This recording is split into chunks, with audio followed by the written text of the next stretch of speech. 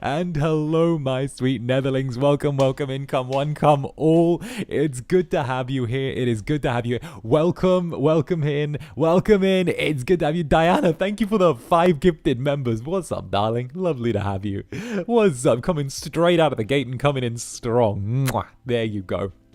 You have so much energy. Oh, I always do. You just stick me on stream and I keep going and going and going and going and going. It doesn't really stop, you know. It's 24/7. It's how we go. It's how we do it, right? It's the peppy little incubus, right? It's like peppy little incubus things. You know, fun little peppy incubus stuff. Let me turn up the background track. Let me get some of that in my ears. I desire some nice background track. There we go. A little bit of the bim bum bim bum. There we go.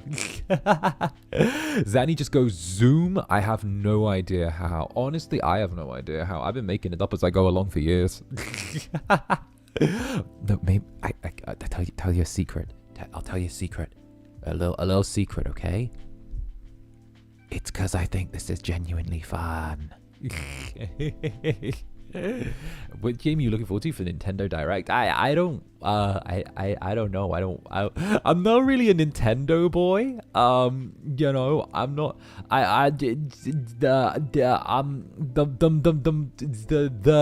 Was there Fire Emblem there? Have they bought? Was there Fire Emblem there? And actually no, Twitter didn't go wild. I'm assuming there wasn't a Fire Emblem. I didn't see a bunch of shipping on Twitter out of nowhere, so I'm assuming that there's no Fire Emblem. No Fire Emblem. No, there was no Fire Emblem. No Fire Emblem. Right? There was no thirst on Twitter. Listen, I gotta be real. I sleep on Nintendo the whole year round. Like, it's like, you know, whatever, like, pass, whatever, you know, fine. Not really been a huge Nintendo boy. When there's Fire Emblem, I will awaken and care, but, like, you know, it's a pass. It's a pass. There's Tomodachi Life. I never even played the original Tomodachi Life. I never. But, you know, that's fine. That's fine. I know it's gonna. I can't wait until someone starts making VTubers in Tomodachi Life and making them kiss. I can't wait. Oh, goodness. Twitter ain't crazy over Tomodachi Life. See, that's the thing. I kind of just glide by. If it's not Fire Emblem. Because, like, Fire Emblem's my one thing that I go hard on. Fire Emblem's so good. Fire Emblem I will live and die for. Not gonna lie. I kind of, like, I don't 1,000,000% vibe on, like, the more recent Fire Emblems. Just because they took away my shipping. They took. Okay, listen. If I can't put together characters that I want to make kiss and be like, these two are the OTP. Saizo and Kaigaro are my OTP. Okay, if you can't go, you know, like that. If you can't hit those, okay, how dare? Exactly. They don't have those anymore. They don't have them. It's not like because they got rid of it. They can't do that. You can't get, yeah, and Ansai Eldemir, thank you for the 12 months. A year now with you. I wish I could watch streams live again, but I can't for now. But I'm glad to have VODs. Love you so much, Danny. Anyway, thank you, Entai. Thank you very, very much. And of course, thank you for the year as well. You are looking good. The maroon wall looking good. The what is that? Like the crimson and purple. I like it. It's nice. Honestly, I can't wait to design the next one. I think I might return to the purple wool for like the one. I'm thinking like something like, you know what I'm thinking? I've already had like an idea for for like the year and a half, 2 year, or like the 2 year and like the 3 year and all that, I've had an idea, right? So you guys have already ascended to being the most demonic little sheepies you can be, right? With this. I'm thinking like neon. I'm thinking we put some neon on there, you know? Like some neon. And Pecan, thank you for the super. Let's go. And Awaken, when talking about Fire Emblem, I see what you are. Fire Emblem is very good taste. Yeah, so like Fates was probably my favorite. I want to say like, okay, Revelations, you got a happy ending, which I liked about. I like a story with a happy ending. What can I say? You know, Revelations had a happy ending, which was fine. Maybe a little bit too idealized. Conquest was probably my favorite in terms of like pure story alone. And then Birthright, I wanted all of the children to die. I wanted all of the Hoshido children to die except for Takumi. But all of the rest of them could die. There was nothing redeeming about half of them. I wanted most of those children to... I wanted most of the kids to die. Your siblings weren't necessary. They just weren't. I mean, come on. Come on. Have I tried Suikoden 3 and The Legend of Zelda? Oh, Zelda?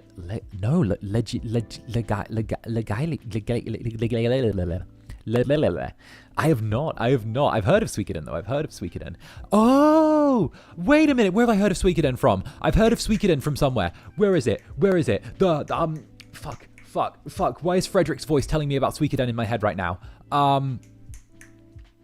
The crazy people from the house. Final Fantasy house. The Final Fantasy house. That one.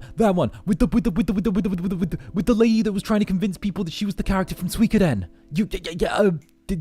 The Final Fantasy house video. Yes, you know it. Okay. Yeah, that's where I know it from. Oh, that's where I know. Oh, no. I cannot believe to come into children perishing in the Final Fantasy house.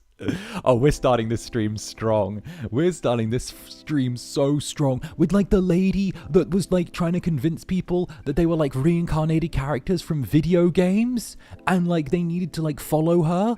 And oh my days. Okay, I know that's like totally beside the point, but I want to try Suikoden because like I've seen some of the classic art style of it, and it's like very the art style is like right up my alley. I like the art style. It feels like I love what would it be like? Almost like the brushwork on the art style. I like that. I want to give it a try, even if it's just like playing it from like just like as me on my own, and then like reporting back to you guys. Like even then, that'd be cool. You know, the woman who thought she was Genova. Yeah. Also, I think Frederick, like, also deadass, like a while back, Frederick was like, if you ever want to watch some Down the Rabbit Hole as like a watch along on your channel, you could fucking do it. I'm like, oh Fred, don't take me up on that, Fred. I might take you up on that, Fred. I might take you up on a Down the Rabbit Hole watch along. Don't do it. Don't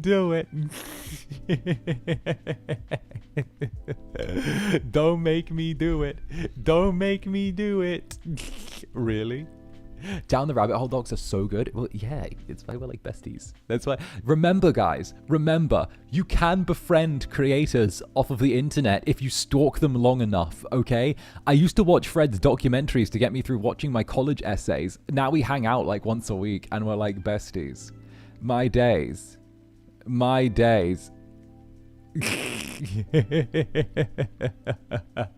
I fucking love Fred. He's great. I love him. Remember, you can stalk your Oshis into being your friends. You can do it if you try hard enough. Just find out everything they like and dislike. You can. Fuck. Bad advice portion of the stream. Bad advice. That's so scary. No. Some people will believe you. My days. Mom, the Oshi's being parasocial, right? Right? I'm sorry. I'm your parasocial Oshi. Oh goodness. And of course, Kay, thank you for the 1 month, 1 month of lurking in the club. Have fun, Zanny, in the Netherlands. Why, thank you very, very much. And of course, let's go. Sailor, thank you for the 5 gifted members in pre-chat. Mwah, thank you very, very much. Let's go. Thank you very, very much. Oh goodness. Roger that, Zanny. We'll now follow you around. No, to be fair, Fred and I do actually laugh about it because it's actually kind of funny as hell. It's kind of funny as hell because I used to be like, oh yeah, I used to like his documentaries before we ever met, and I was like, huh, we've strangely clicked. I swear I'm not a stalker, Fred. My days.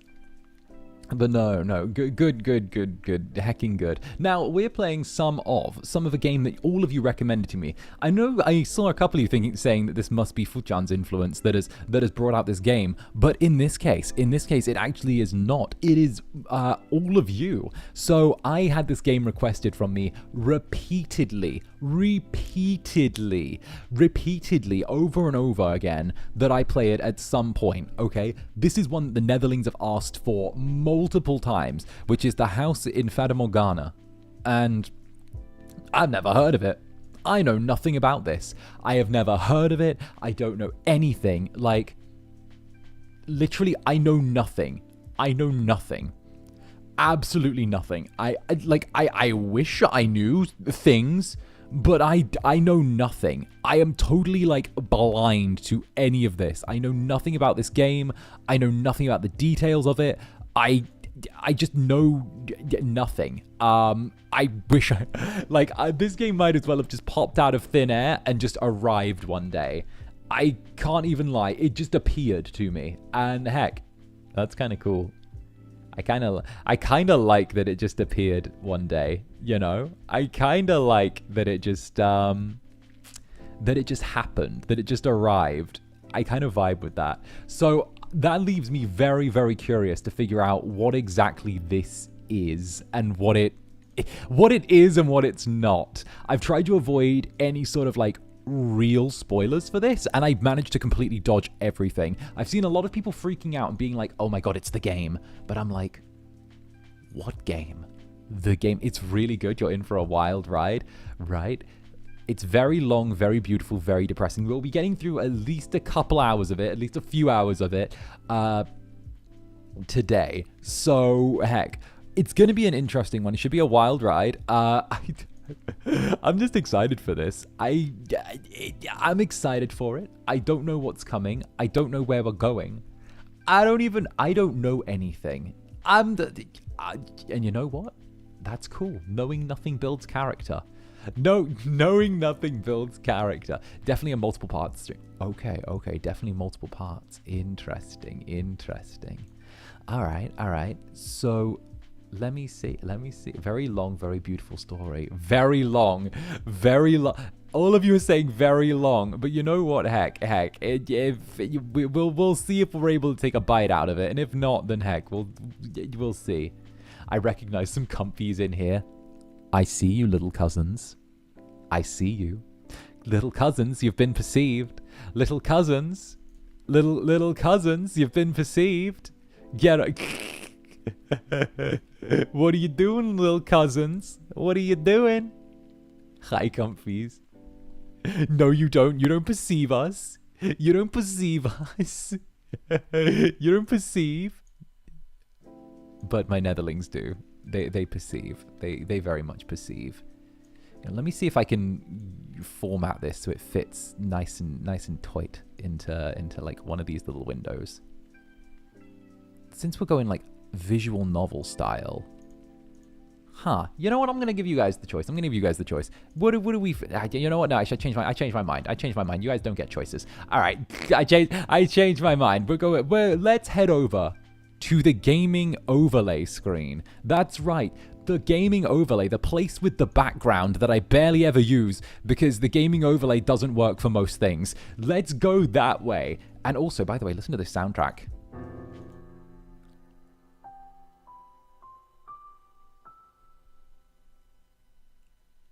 Right? Haunting. Here we go. Here we go. Alright. Nice, nice. Already excited. So what do we think? I think the gaming overlay is kind of vibes, not gonna lie. This kind of works for me. Alright. Can I... Oh, I can even, like, move this around. That's perfect. Hi, VOD gang. Hi. Hi. Alright. Then I suppose we should enter the mansion.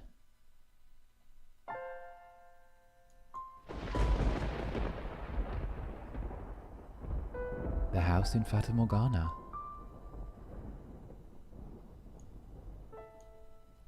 Produced by 𝓂𝓸𝓾𝓻. Huh.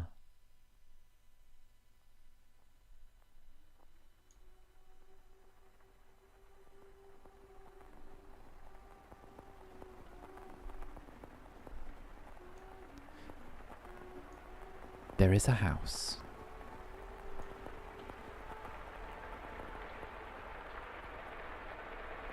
That sits beyond the dense woods, like the world fading into view after a dream.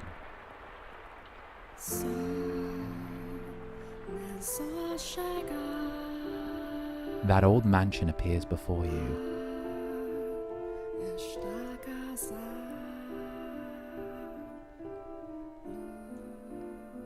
Without realizing it,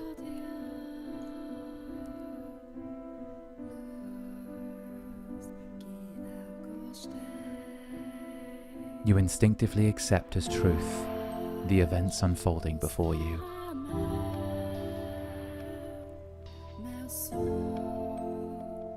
The house lives in perpetuity, an amalgam of myriad fates and generations.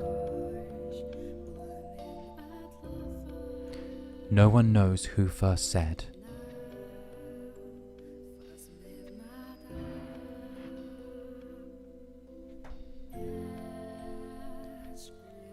that the mansion was cursed.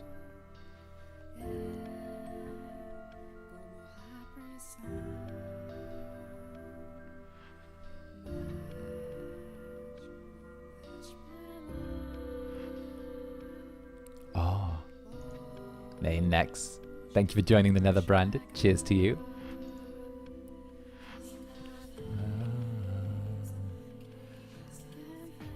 Oh, this is not this music. Oh. Oh, this music. Eh. Oh. Oh, I'm playing this in parts for sure. The house in Fata Morgana. Oh. Oh. Our Father, who art in heaven, hallowed be thy name.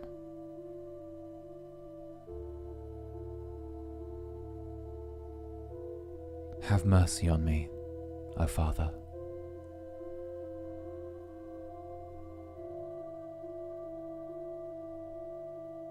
And cast their souls into eternal damnation.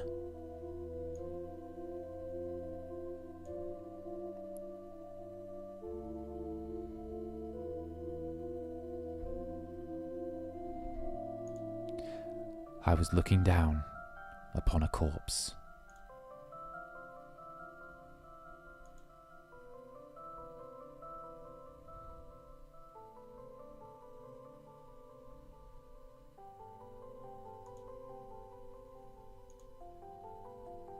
My own corpse.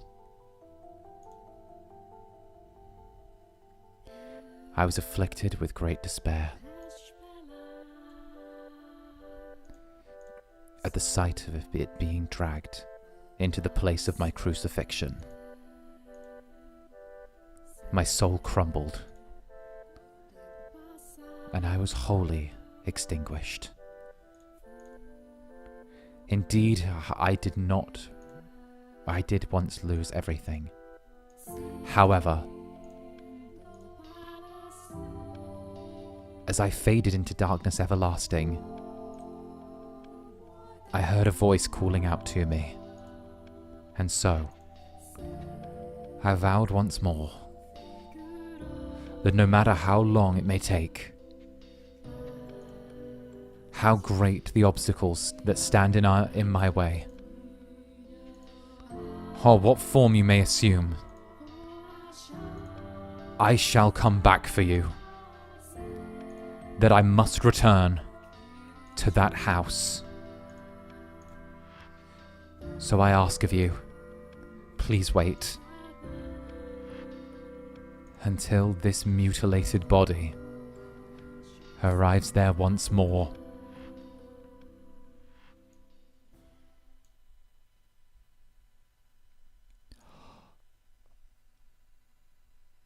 Strong start.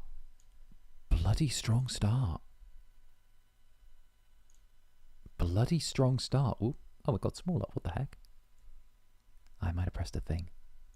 Let me make you bigger again. Whoop. There you go. Yeah. There you go. Enjoy. Be right there. Pat, pat. Pat, pat, pat. Your consciousness, wavering like a ship at sea, was slowly drawn back to the surface. With each new breath, feeling gradually return to your fingers.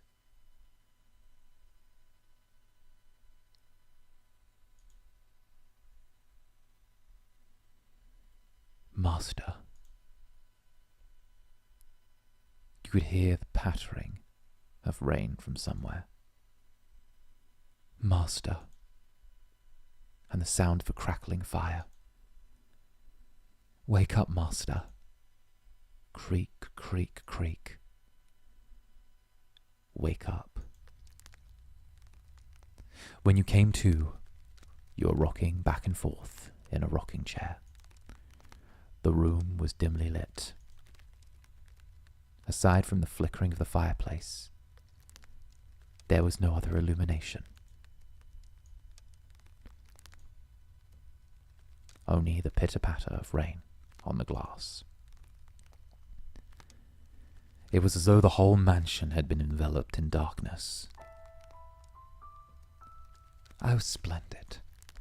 You have finally awoken. Someone called out to you. You were about to search the room, but that turned out to be unnecessary.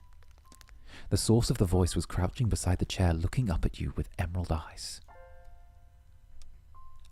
Oh, hi. You seem nice. Hi.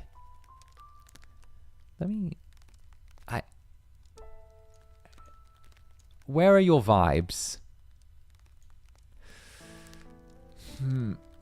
Yeah, I don't know. Okay, I don't know these vibes.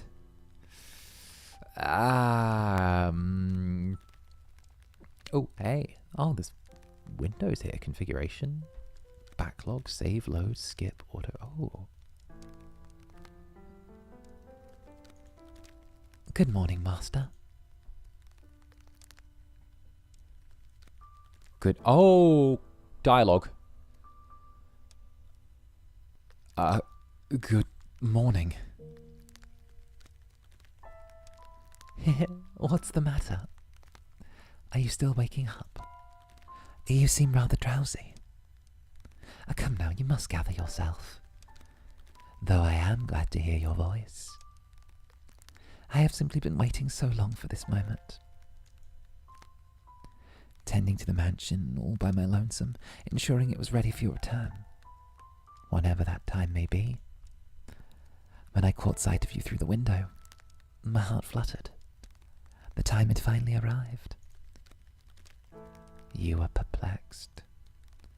This woman, who looked like a maid, seemed to know you, but you had no memory of her. And what kind of herbal tea would you like to start your day with? I have some wonderful chamomile leaves if you would like. Or perhaps your tastes have changed since we last met. Tell me, Master, what would you like? Hee. I beg your pardon. I allow myself to get too excited. But I hope you will be sympathetic, Master. I am just utterly elated that I could see you again. The woman appeared to be genuinely delighted you had awoken, but she seemed to lack the energy typical of her age. Or perhaps life was more appropriate of word than energy. But the gloom extended beyond the maid. It seemed to encompass the entire mansion. I feel like this is going to turn into like a really cozy reading stream. Also, save often. Well, now I'm scared. The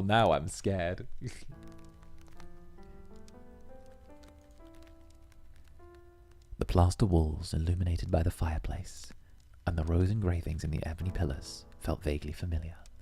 Oh, 𝓂𝓻𝓻, thank you for the 6 months. I'll eat peacefully as I listen to this comfy stream. Hee hee, and happy 6 months. Why, thank you. But a crushing sense of claustrophobia overpowered that familiarity. It seemed as if the house wasn't interested in accepting you just yet. Oh my, you do not know who I am. Do you not know who you are either? That is quite the predicament. Then if you do... Wait, where's it autoing? Oh, shit. No, turn auto off. A chill ran down your spine. You are the master of this house, though it seems you have no memories of such. If you know who you are, then you are no different to a stranger to me, no? Indeed, you have returned. Let me drop a save.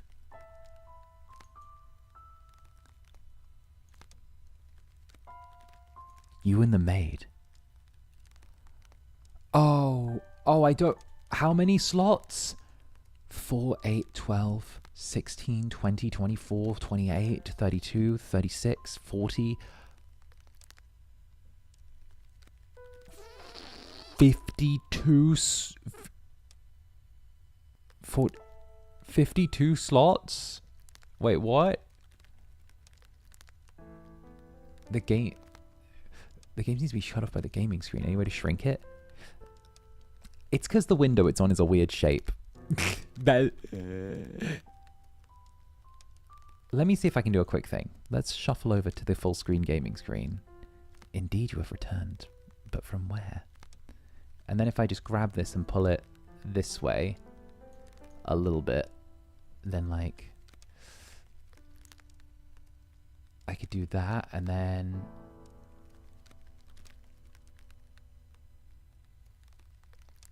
put it on the side. Yeah, it's one of those ones where like the game's a weird shape, so I gotta like try and make sure it like slides in just right. There we go. Yeah, that'll do. There we go.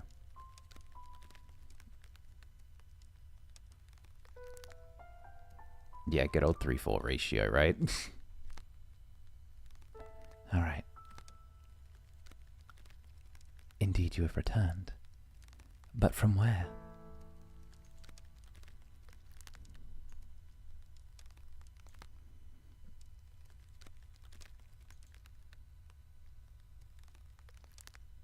That I cannot say. Then how about this? I am a servant of this mansion, and as such, I am familiar with the many incidents that have taken place here. Hey, Nix, what's up? Nix Voltaire and the Roombies, welcome on in. Welcome, welcome. We're playing the house in Fata Morgana, and it's a cozy little chill stream. It's a cozy little chill stream, so get on in here. It's a little visual novel we're playing. Get in here, Nix and the Roombies. Do you guys have fun over on The Sims? Y'all have fun over on The Sims? I'm sure you did. Welcome, welcome. Alright.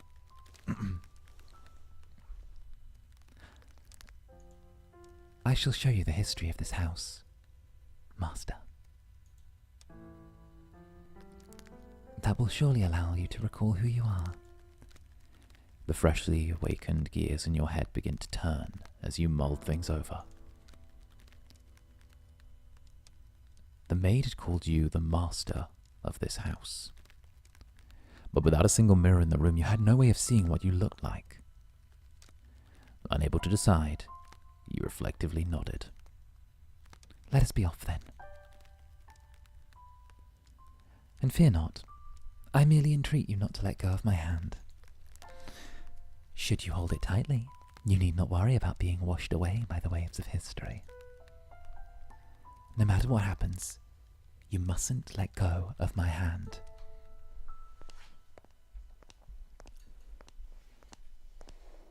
With your hand in hers, you followed the maid's lead through the hall. The air within the mansion was oppressive, as though a black miasma hovered within. The house was bleak and barren, hardly a trace of colour to be found. You came across an open window. Beyond it lay nothing but darkness, neither sunlight nor moonlight could be seen. There were no chirping birds, no rustling grass, no signs of life at all. Everything that would normally give colour to the world had vanished entirely. The only other presence was that of the maid. Following her lead, you proceeded through the mansion.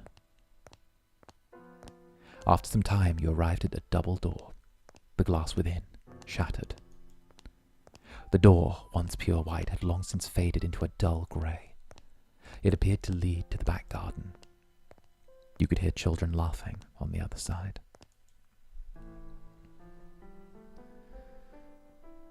Though it is in the state you now see it, a beautiful, beautiful garden once lay beyond these doors. The owner of the time enjoyed gathering rare species of rose from all across the world. At its grandest, it seemed every flower was in constant competition for the most majestic bloom. Would you like to see this wonderful era of splendor and prosperity? Hee hee hee hee. I very much hope it is to your liking, master. The maid opened the doors to the back garden. I think I've chosen the right voice for her. I think like that certain amount of like breathiness. I've tried to go with like the Firekeeper from Dark Souls 3. That's kind of like the vibe I'm going for with her voice. Very much, you know, let these flickering flames breathe new life as they dance across the darkness. You know, something like that. That kind of vibe. That's the vibe, right?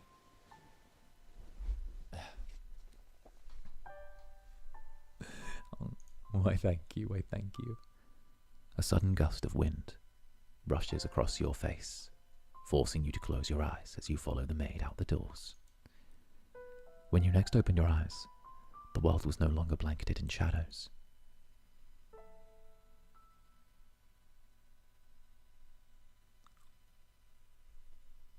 Wait, what do we...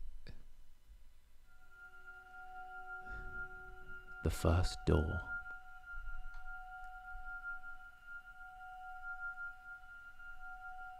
$1603. 1603? Move the cursor to the bottom right corner of the screen to display the in-game menu. Save and load your progress and change the game's settings here.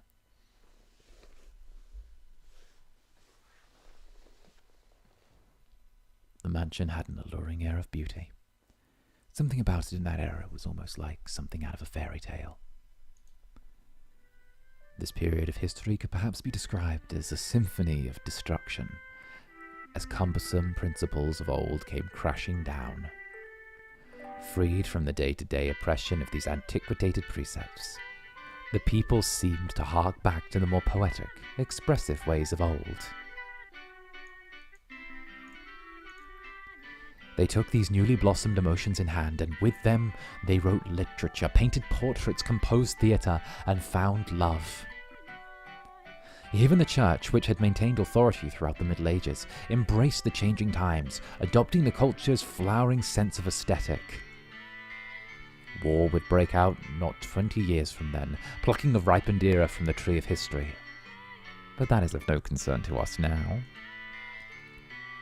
At the time, It was still what people refer to as the Golden Age, a period of furore for all who were there. Yeah, da da beep beep beep da da la la. All right, vibes, beep beep, hit it. La la la, yeah. Beats, la la la. Ooh, hey, break it down. Break it down. Okay, this is kind of great. Hey, dance with me, Netherlings, dance with me. La la la. La. Da da. Ja ja. Wait, go back to the chorus bit again. Go back to the chorus bit again. Go to the chorus bit again. Go to the chorus bit with the clapping again. Go back. I want to go back again. Play it again. Yeah.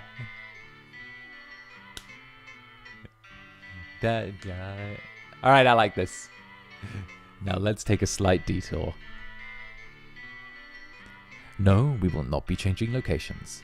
This is a tale about the mansion, from beginning to end. We will, however, be moving through time. Beep, beep, beep. La, la, la. I want to clap my hands. Why am I such a dumbass?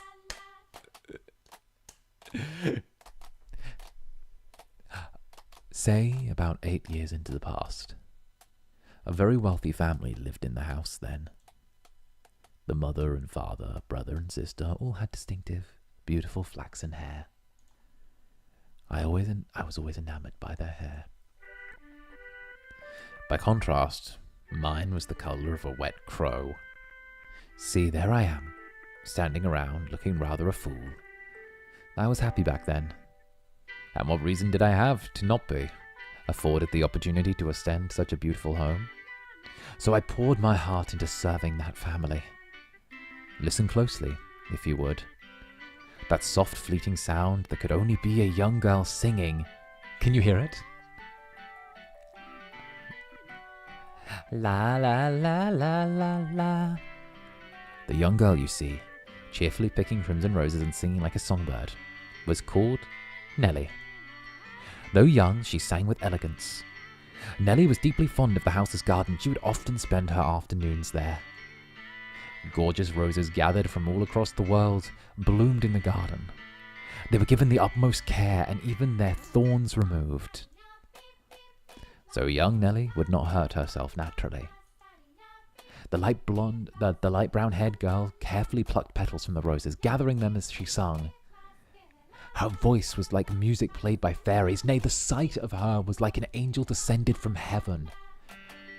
Oh dear, please don't look at me like that. I admit, I was being rather fanciful. But what is a woman if not fanciful? Little bird, singing night and day.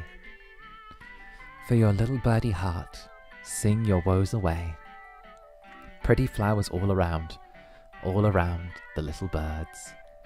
And even when the sun comes up, oh, dearest Mell, I've forgotten what comes next. Are you listening? Okay, the lads, the Mell's a mood. Look at Mell. Look at Mell. Mell's like, why are you talking to me? Nelly was, as a matter of fact, not the only visitor to the rose garden that day. She always came with her older brother, Mell. The young siblings were inseparable. Mell adored his little sister, who in turn pined for his attention. The sight of the two innocent children cuddling together, not yet shackled by fear for the future, was truly heartwarming. That day, Mell was sitting in the shade of a tree, reading a book. As I am sure you're aware, in their time, books could not yet be mass-produced. What he was reading had in fact been copied by a scribe. I presumed he had borrowed it from the church. The book, having passed through many hands over many years, was visibly worn, but I suppose that just speaks to its importance. In fact, a Latin grammar text. It was in fact a Latin grammar textbook he was reading. Mell was a clever boy. He had attended church from a very young age, where a priest would instruct him in Latin grammar. So at that time, I believe he was capable of reading even advanced texts. His hair matches mine? It does kind of, doesn't it? Wait, why does Mell look like Victorian child Zanny? Wait a minute. Wait a minute. Wait a minute. Oh, dearest Mell, please. The young girl approached her brother, who was consumed by the text. In her hands, she carried a large pile of rose petals. B. Though his sister's shadow overlapped with the trees, the boy still did not notice. So Nelly puffed her cheeks, thrust out her slender arms, and let the petals fall. Ah! Look, your head is covered in roses, Mell. Oh, Nelly, you got petals on the book. This isn't mine. I can't afford to let it get dirty. It's your fault, dearest Mell. I tried to get your attention. And besides, flowers won't get a book dirty. I must raise the white flag. They're so adorable. They're so adorable. It must... You know, I'm waiting for the tragedy. I'm waiting for the tragedy. When did my little lady find herself such a sharp wit? While waiting for you, dearest Mell. I waited, and you didn't so much as glance at me. I'll be an adult by the time you're done reading that book.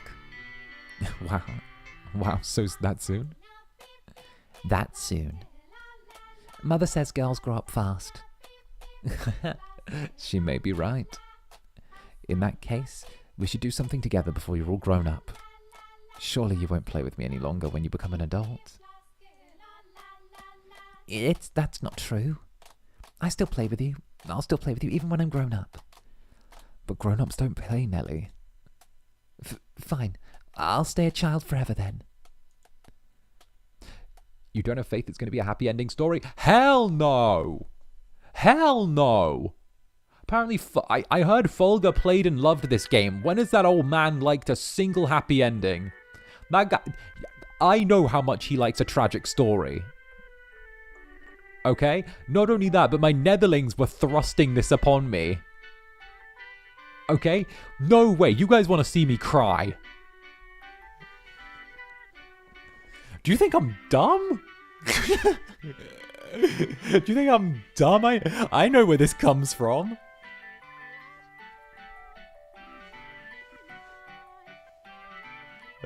I know what you're like.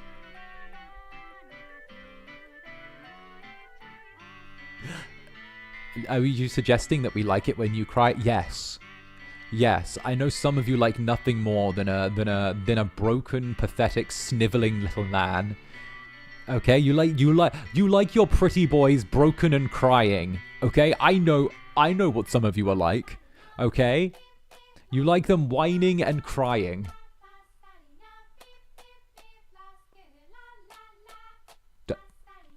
You laugh, but you're not disagreeing.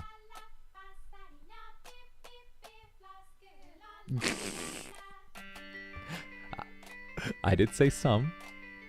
Maybe some of you are innocent, maybe. Didn't you just say you're about to grow up? You're so mean, Mell. I'm sorry. Don't pout, my little lady. How about this? To make it up to you, I'll play whatever you want today. Someone say whining pretty boys? Let's see.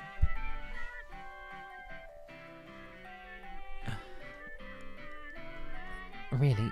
Do you mean it? I want to play make-believe. Make-believe? Make-believe. I want to be a princess taken captive by an evil kingdom, and you, dearest Mell, will be my valiant knight. And then you will turn into a prince when you rescue me. A knight can become a prince? Impressive. They can. Knights and princes both have to be charming, so of course they can. Which is why it must be you, dearest Mell. No one else can be my prince, or my knight.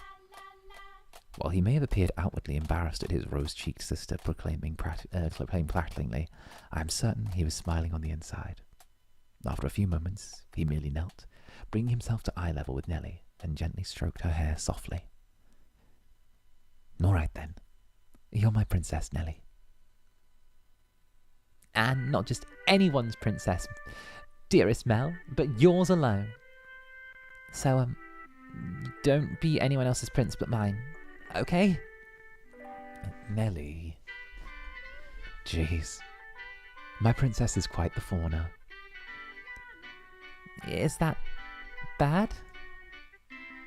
Does that make you dislike me? No, not at all. I'm quite proud to have you as my sister, Nelly. You mean more to me than anything in the world, my dearest Mell. Oh, that's such a pretty scene as well. I didn't even see the rose petals on her dress. Look at that. Hee hee. I love you, dearest Mell. You'll always be my prince, forever and ever. Her mood quite improved. Nelly began humming the melody of the song she had forgotten the lyrics to. Holding the skirt of her dress out from her body, the young girl pranced about the rose garden. Mell, his eyes on her back, gave a little shrug. Oh, Nelly, don't come crying to me if you trip running like that. But Mell was not entirely disapproving of his sister's excitement. He carefully brushed aside the petals on his book, set it in the shade of the tree, and began chasing after Nelly. They were picturesque siblings, bringing it brimming with hope. And at this time in their lives, there was nothing to jeopardize that hope. Would it not be wonderful if the children could stay for children forever, Master? As I see it, though, the pleasant, gentle times in our life have value because they come to an end. Wouldn't you agree? Time continues to flow, impartial and without exception.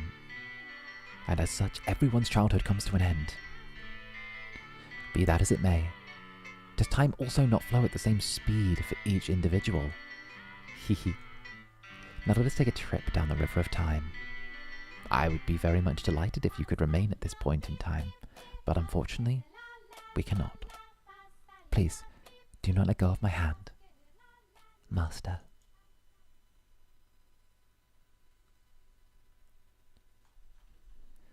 I stay ya pee pee pee, I stay ya la la la, I stay ya pee pee pee, I stay ya la.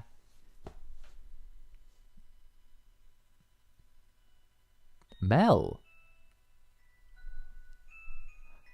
Mell's kind of got some Macaulay Culkin vibes going on. Peep peep peep, damn straight. Peep peep peep. He's older. I'll be on my way then. Oh, you usually stay for longer. Yes, I have an event to run today. Thank you for your time, as always. Would you like the book back sometime next week? Next week or the week after. Hold on to it as long as you'd like. But surely there are others who want to use it. None as sharp as you, Mell. Put yourself in my shoes and you'll understand. I want to give you any advantage you can get.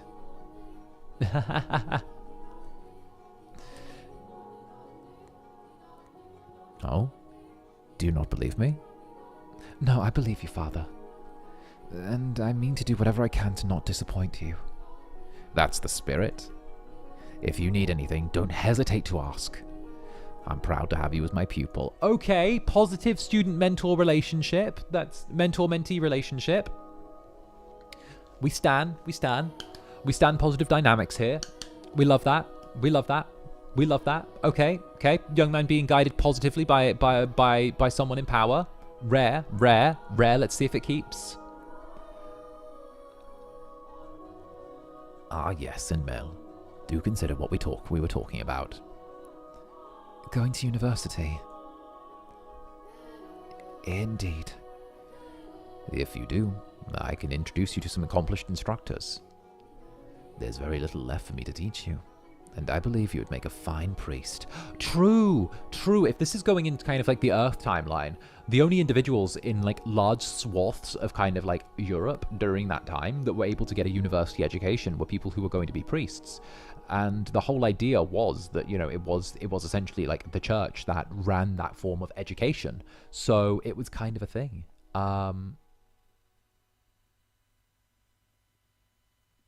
So it's really interesting. It's actually like touched on a little bit in I believe it's what's her name, Anne Rice. Anne Rice touches on it somewhat when she's writing about the vampire Lestat in her books. She actually talks about how Lestat wanted to go to university and be taught by the priest, because anything beyond a basic education was taught by the church. So it's really interesting seeing how Mell is being encouraged to pursue priesthood. And Ember Blue, thank you for the 11 months. Lestat. Lestat. Mention Lestat. The interview with the vampire people come out of the woodworks. Yeah, interview with the vampire by Anne Rice. Indeed. The Lestat people come out of the woodwork as soon as I mention it. It's like, he's already deep diving. What can I say? I like when games keep a level of historical accuracy that is... I like when games keep a level of historical accuracy within their narratives that is both thematic and also appropriate, but at the same time have no issue using fiction as a nice literary bridging device for the overarching plot. That's a good balance. I like it when things are balanced like that.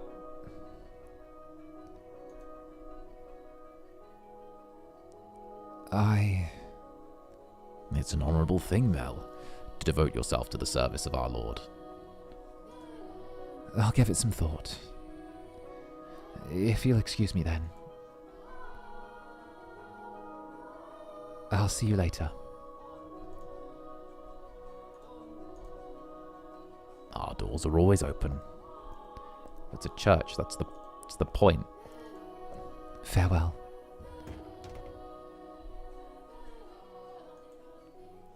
Whether it's in the service of God or in the service of the church, it is an honourable profession. But theology... I wouldn't mind attending university, but I'm not sure. I wouldn't mind... I'd rather kind of like to do something different. Something more befitting of the times. As for what, though, I'm stumped. But I need to make up my mind soon. If I drag my feet for too long, even my father is liable to grow impatient. Mercy me. Young sire, blessed young sire, alms for the poor. This beggar.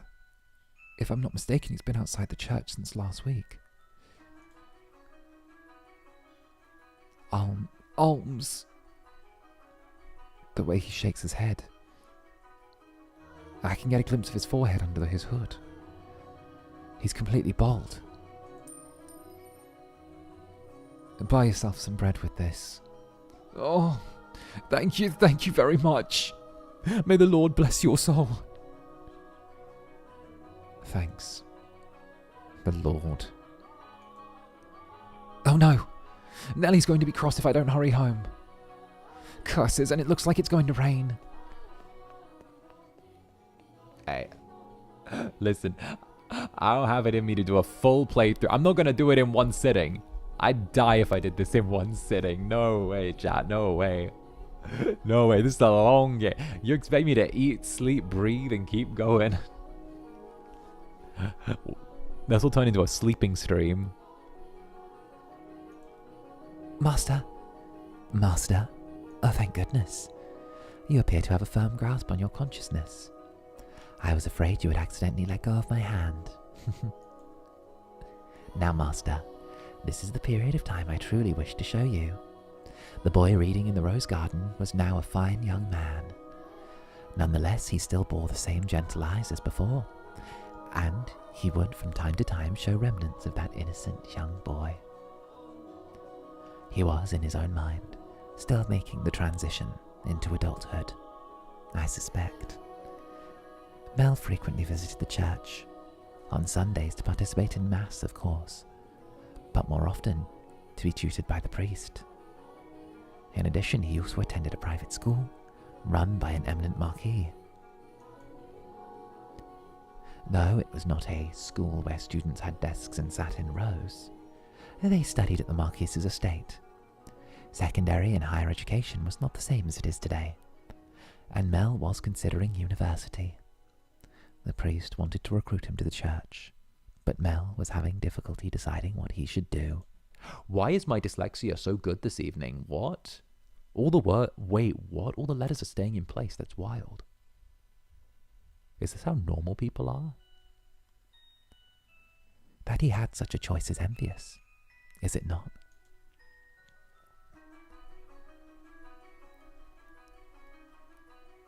You're crushing it today? No, deadass, I'm actually a little bit proud. No, embarrassing as hell, but I'm actually really proud at how, like, everything's behaving, and, like, I'm not... Like, it does vary depending on the day, totally, but, like... Deadass, I'm like, okay, we're running. Good afternoon. I'm here to pick up my order. Is it ready? Aye, ready and waiting, young Master Rhodes. Don't call me young master, please. I beg your pardon.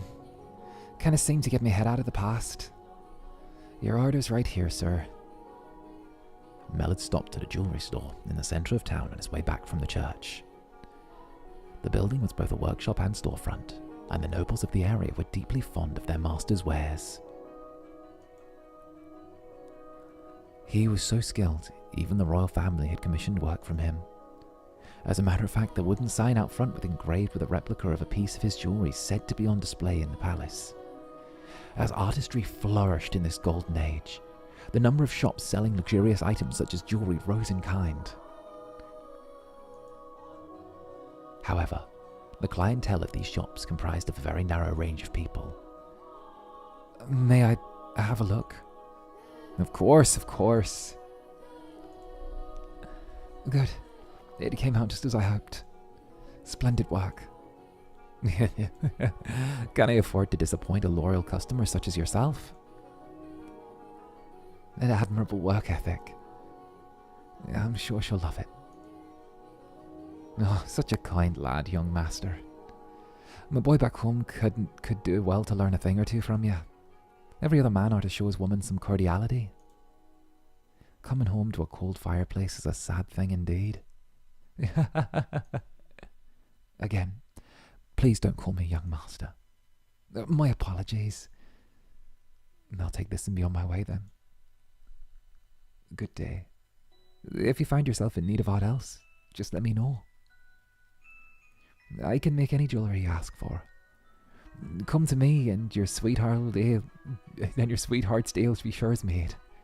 And I guarantee the two of you will make all sorts of fun once you give it to her. But please, I don't have a sweetheart. Oh, well, that's a surprise.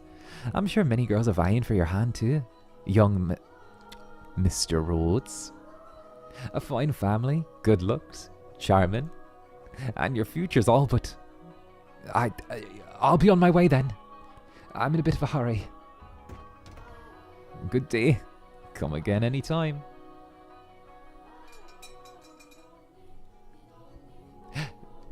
I like that. Okay, but like... Things are very idyllic right now. But I believe we were told that in 20 years the country would be plunged into war. We're 8 years deep. 12 years until war? Assuming that socio-political climates tend to rupture about 5 to 10 years before a war. We've probably got 2 good years left in us. Meaning that there's usually about a 10-year build-up to a war. Like, historically, there's usually about a 10-year build-up to a war. That's when the dominoes start falling, right? It's somewhere between, like, 5 to 10 years. Because, you know, wars don't just happen overnight. There's always a lot of build-up to things, you know?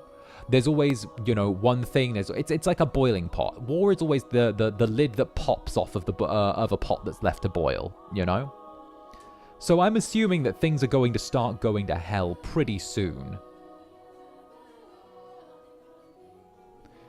Assuming it's the 1600s, probably the 30 Years' War. Maybe. I'm not sure whether or not we're working in, like, the timeline as we know it historically as well. So I don't want to jump to any assumptions that we're using a real-world timeline. For all we know, you know, you know? Goodness. Maybe I'll say I want to study abroad or something. Patient as my father may be, that would certainly anger him. I can hear it now.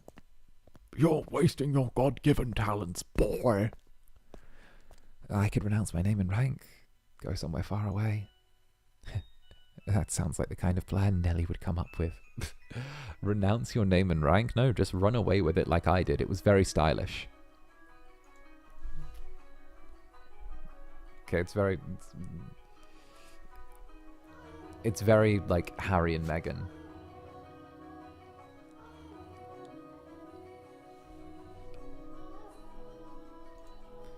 As he drew closer to the mansion, the rich fragrance of roses grew more prominent. Over time, this distinctive scent had led visitors to refer to the house as Rose Manor. It was also probably a play on the Flaxenhead family's last name, Rhodes, which you heard the owner of the jewelry store say just moments ago. The mansion looked quite different than it does now, no? No thickets of ivory covering the walls, and no rotten, broken doors to be found. I wonder what in the Rhodes family would think if they saw the house in its present tragic condition. The sight of their abundantly blooming roses, a veritable symbol of prosperity, long since withered and turned to soil. And my apologies. I got a little sentimental there. Let us forget for a moment about our own time. Can you feel it? I can feel it. Can you feel it? Can you feel it? The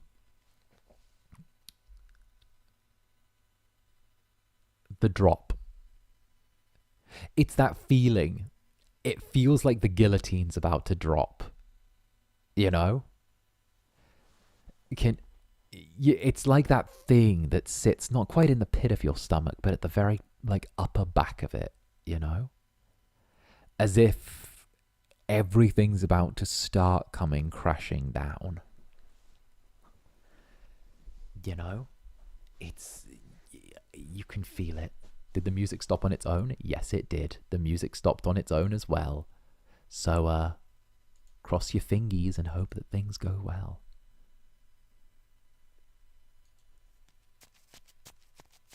Oh well. I'm sure the sun still shines high in the sky. I'm sure if it's...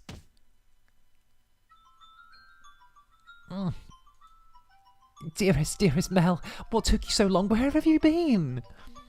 I was waiting forever. Nelly? You're not in the house? Nope, you were taking so long I decided to wait by the gate. But you didn't even notice me at all. Is that any way to treat a lady? Oh, that studying got your head stuck in the clouds. No, it hasn't really. Also, you're heavy. Could you please let go of my back? Do not tell a lady in the 1600s that she is heavy, my good sir. You are asking for a slap that will echo down the generations. My good sir. My sir. Do not tell your sister she is heavy. Sir. Could you please get off my back? Heavy? Knew it. I have been gradually reducing the amount of sweets I eat, and I love sweets to maintain my figure for a new dress. And you call me heavy? I didn't catch that. Were you saying a tongue twister? You are such a dimwit, Mell. Jerk, blockhead, weakling. And obnoxious to boot. I mean, I told you. I said. I said. Bad move. Whatever happened to the delightful little girl that was once my sister? She'd probably throw a fit if I said that out loud. Should you really be outside, Nelly? You are the star of today's event. It's fine. They can call it a birthday party, but we all know it's about fraternizing. It's obvious what Father's true motives are. He'll be gathering a bunch of boys from the good families to look for someone to marry me off to. Ugh, I have no interest in any of them at all. Oh, don't be like that, Nelly. They're all here for you. At least enjoy what you can of the party. I guess. And besides, not everyone's completely terrible. And look at this, dearest Mell. What do you think? What do I think? About what? Mell? My new dress! It arrived! I'm wearing it! How could you not notice? I didn't notice it was something I hadn't seen before. But you have so many dresses, Nelly, so... But this dress I had made just for today. Look at the colours, aren't they pretty? They're so pretty. It's the work of a renowned dyer. And this belt is lovely. Oh, he's so cooked. He's so cooked. Bro is so cooked, okay? You know, the only way he could fuck this situation more is if she got a haircut and he didn't notice. If she had a haircut and he didn't notice, he's done. He's done. He's done. You didn't notice the new dress. You called her heavy. That, like not noticing the haircut, you're... Nah. The family's gonna have to find a new heir. Such a smooth right? Right. It's over. He dug his own grave. Right? It's over. Brother is dead. Bro's cooked. Bro is cooked. And you see how lovely this belt is and how it comes together to form a butterfly. Oh. I'm just absolutely in love with it. I think I'll be wearing this dress for a while to come. So, tell me, what do you think? Does it look good on me? Mell, you have one chance to not fuck this up. Yeah, it does. It's pretty. Yeah. In some ways, I guess she still is a delightful little girl. Oh, dearest Mell, I love you. Don't just jump on me like that. You dropped something. And what have we here? Wait, hold up. No, you can't have that yet. Is it a present? Give it back. I was going to give that to you later. I knew it. It's a me. Just what could it be? Hey, don't open it. What's the big deal? It's going to be mine soon anyway, isn't it?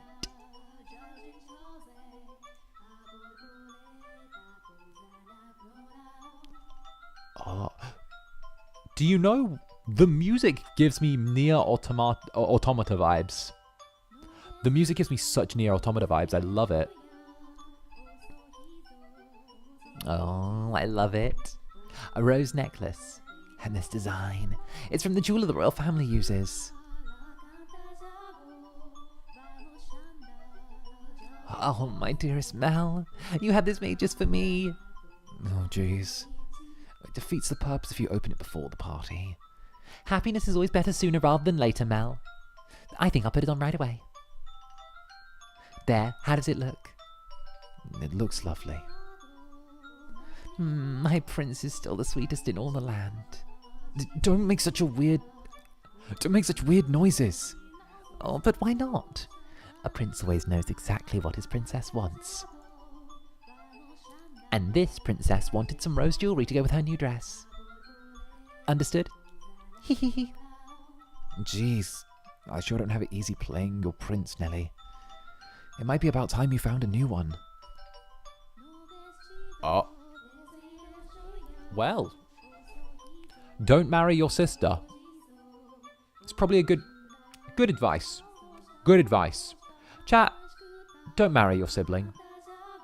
Never marry your sibling. Doesn't lead to anything good. Never marry your sibling.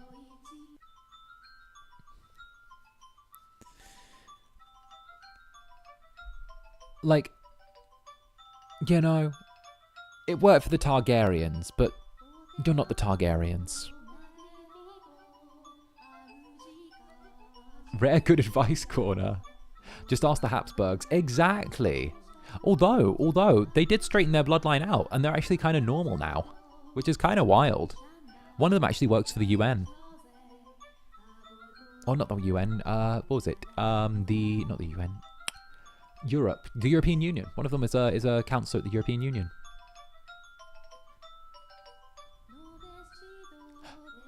A prince is a prince because you can't just find one standing on the street corner. If you want to retire, dearest Mell, you're going to have to wait another 10 years. That's a long time. Or if you find yourself a new princess. I'm not so... You're about as romantic as a rock, dearest Mell. But worry not, your adorable sister will always be your princess. What more could you want? Are you really allowed to be the judge of that? I mean more than you. I mean more to you than any other girl in the world. I do not. Then that makes me your perfect princess.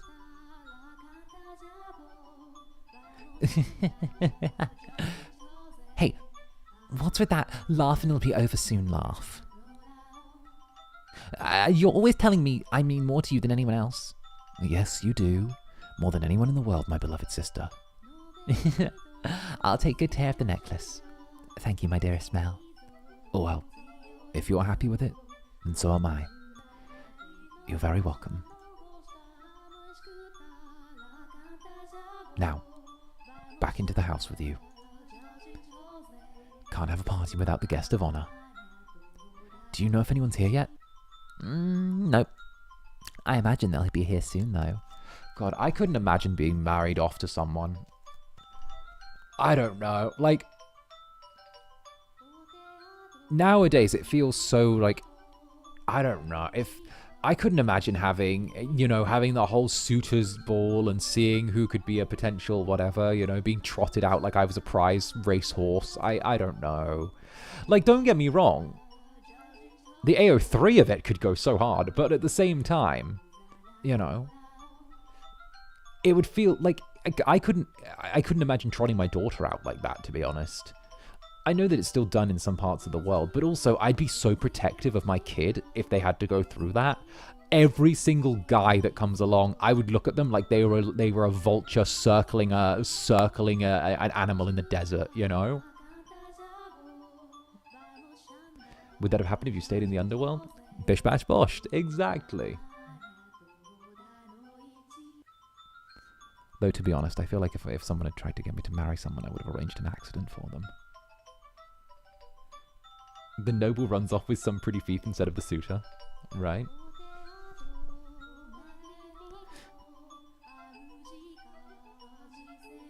Were you down at the church again today, Mell? Yes, there was something I didn't know how to translate, so I went to look it up. Wow, so diligent. I can't say I really like the priest there personally. Actually, I kind of feel the same way. What? Really? Why? Well, I have my reasons. So, even you don't always like the priest, huh? Let's skip mass on Sunday then. We can go play... No skipping church. As grew the brother, so too did the sister. That day, Nelly would be turning 14, and Mell, 3 years her senior, was 17.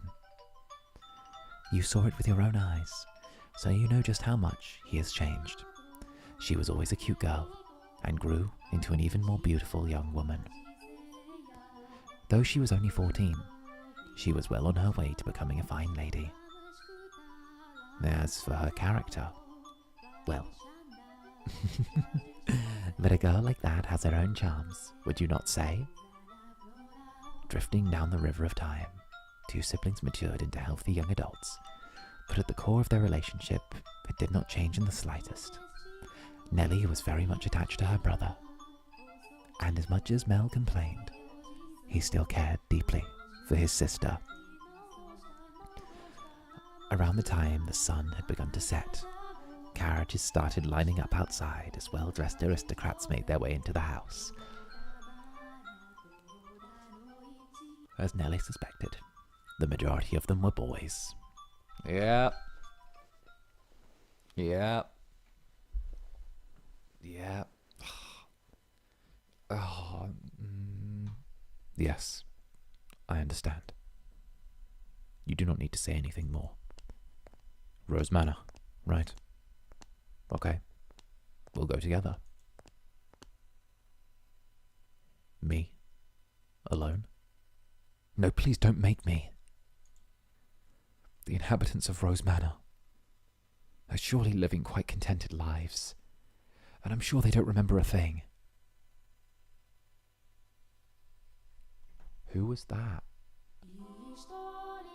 The house in Fata Morgana.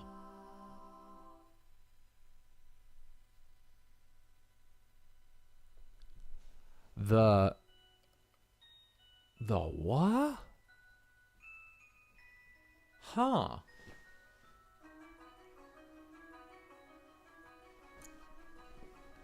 Betrayal, deceit.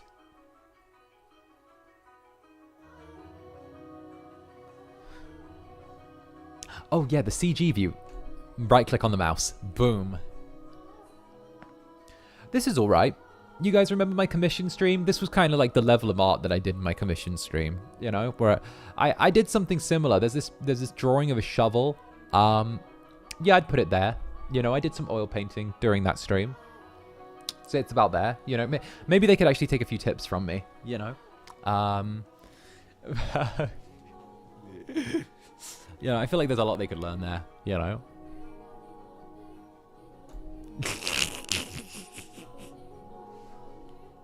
Your style fits the 1600s, truly it does.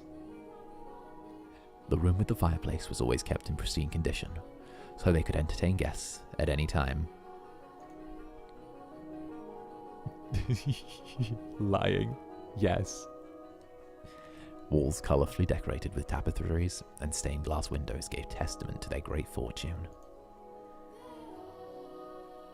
The servant's first assignment every morning was to clean this room. Pitchers, silver plates, and silverware were polished to a shine so they could be proudly put to use at a moment's notice. And for events like their daughter's birthday, the room served an even more important role. The tabletops were removable, so they had ordered new tabletops with designs made specifically for this occasion. And once the banquet had drawn to a close, tables speckled with half-empty wine glasses and leftover candied fruits were moved off to the side to make room for, of course, the festivities. Good evening, Lady Nelly. You're looking particularly lovely today. Nelly, I had these jewels cut just for you. Oh, let me have this dance, won't you? She does not look impressed. She does not look impressed. She is looking... Look at that face. She does not look impressed with the talent on display here. No, she does not. The girl's not having it. I just run away, no sir, damn straight. Wait, let me put a pillow behind me real quick. Yeah, there we go. Yeah, a little bit of back support. Can't be shrimping. Don't be shrimping. Shrimper, shrimper, shrimper. Yeah, there we go. Girl has standards.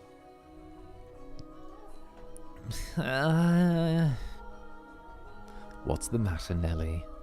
You look exhausted. These are pretty good. These are pretty good. What one? I know you like sweets. They're apples candied in rock sugar, I think.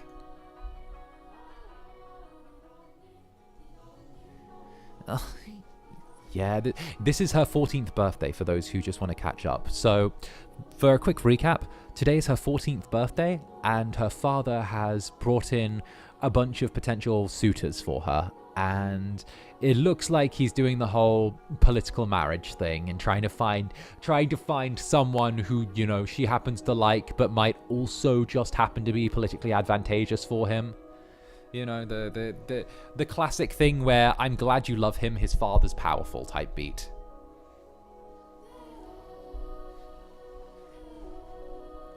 How old's her brother? 17. So Mell is 17 and Nelly is has just turned 14. You disappoint me, dearest Mell. What do you think is the matter? They just keep coming. It never ends. It's driving me up the wall. Everyone's just repeating the same lines they've been taught. They all think pretty jewels and request to dance are enough to make a girl swoon. But that is true for you, Nelly. Though, why is she disappointed with me? Ugh, I think I'm done with birthday parties after this year. They'll probably throw an even bigger one next year. Ugh, why? Well, you know, you're about that age, Nelly. And hey, Antique Doll, thank you very much for the super. Here you go, Incubus dude. Why, thank you. Much appreciated. Heck yeah, but yeah, thank you. That's very sweet. But also, just never feel obligated to help out as well. But that's really sweet. Thank you very, very much. Thank you, Antique Doll. Hecking sweet. All right. Yeah. Ooh, there we go.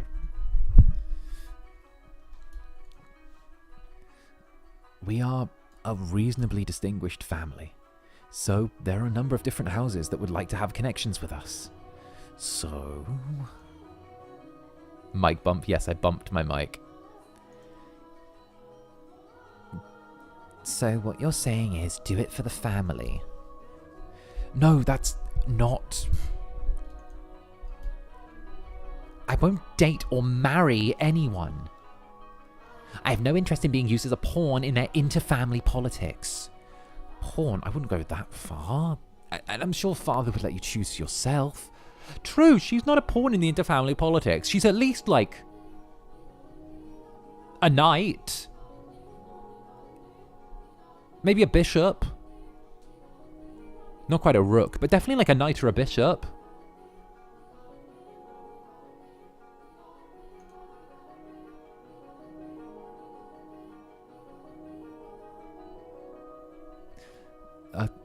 You know, someone you actually love. Love? I never thought I would hear you talk about love, dearest Mell. You don't even understand what makes Shakespeare's plays so beautiful, and you're talking about love? You know what? She's talking Shakespeare. I'm behind this girl now. You tell him, girl. You fell asleep during Romeo and Juliet, and you're talking about love. We went all the way to the Globe Theatre too. I've been to the Globe. Oh my goodness. Okay. Nelly's now my favorite. Nelly's now my favorite. Nelly's now my fave. Now, I've been to the Globe too. Wait, I'm fanboying. Wait, I'm fanboying. Wait a minute. I'm bonding. Did you see 12th Night? Did you like 12th Night? 12th Night is good. I was in 12th Night. Othello. Do you like Othello? Wait. Hamlet. I starred in Hamlet at the Royal Theatre. Did you? The Globe Theatre too. Oh, well, pardon me for being ignorant when it comes to the romance in the arts. But you're not, Nelly. Shakespeare's make-believe story made you cry like a baby.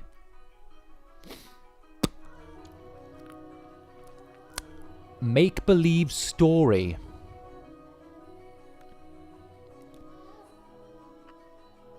Chad, I'm going to crash out.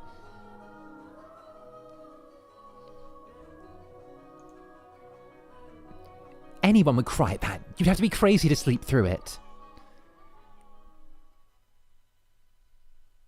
That's not what I'm saying. Someone as emotionally vibrant as you, Nelly, would have no problem finding love. Oh, dearest Mell. We should dance. Lady Nelly, could I have this? Let's dance, dearest Mell. Me? Wait, Come on, I really like this song. quit pulling on me, Nelly. What's the point of us dancing? We're siblings. Oh, mother and father are staring daggers at us. No matter. What day is it today, dearest Mell? Your birthday. Exactly, so I can do what I want. Now attend to your princess, as a proper prince should. Oh, jeez. How did I get myself into this? Nelly's skirt flutters along with her as she stepped in time to the music. She was not only a skilled singer, but also a skilled dancer as well. Mell, on the other hand, fumbled over his own feet trying to keep up. One would be hard-pressed to describe his dance abilities as good, even as flattery. Though boys of his pedigree were taught to dance as part of their etiquette lessons, he found himself more being dragged around by his sister. He could hardly handle being said to be attending to her. This is humiliating.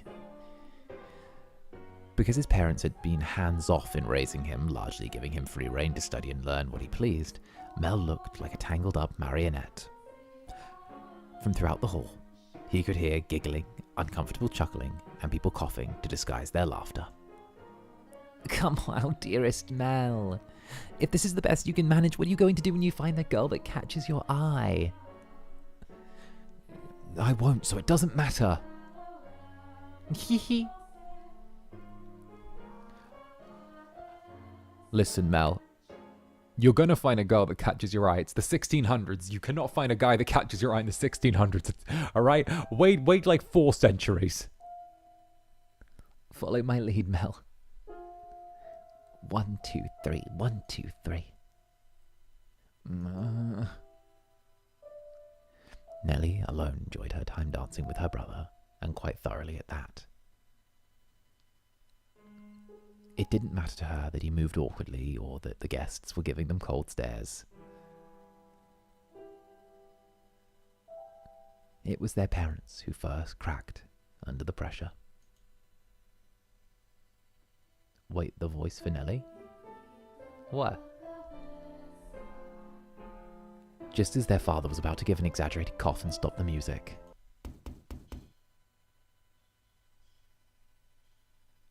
a ruckus suddenly swelled up near the entrance. What could that be? Who knows? Whatever's going on, I've been spared. The music came to a stop, and the party guests began bustling. It's perfect for it. Oh, why, thank you. The sibling's father spoke up sternly above the noise in order to quell the spreading commotion. He ordered the servants to investigate, had the music restarted, gave a short apology for the interruption, and set the party back on course. I went to check on the entrance with the other servants, as I recall. Oh my, why are you looking at me like that?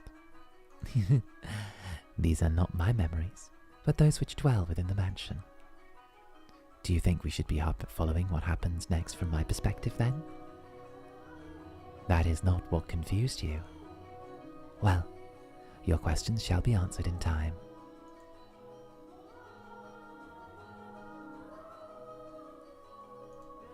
Now, let us return to our tale. Though the party had fallen still for a moment, their father's decisive actions restored the guests' festive mood in short order. So it was not by any means the commotion that caused the ball to conclude earlier than planned. Oh dear, I hear thunder.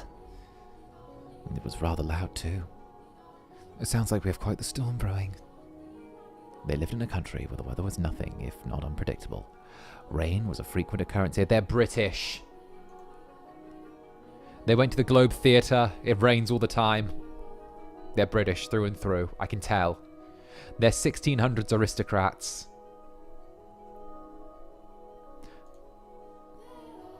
They had a strong wind that night as well, which turned the raindrops into little spears on the window. Where the party could continue any longer, no one would be able to go home. Although their father was quite concerned that Nelly had not gotten on with any of the aristocrat boys, he decided to cut the festivities short.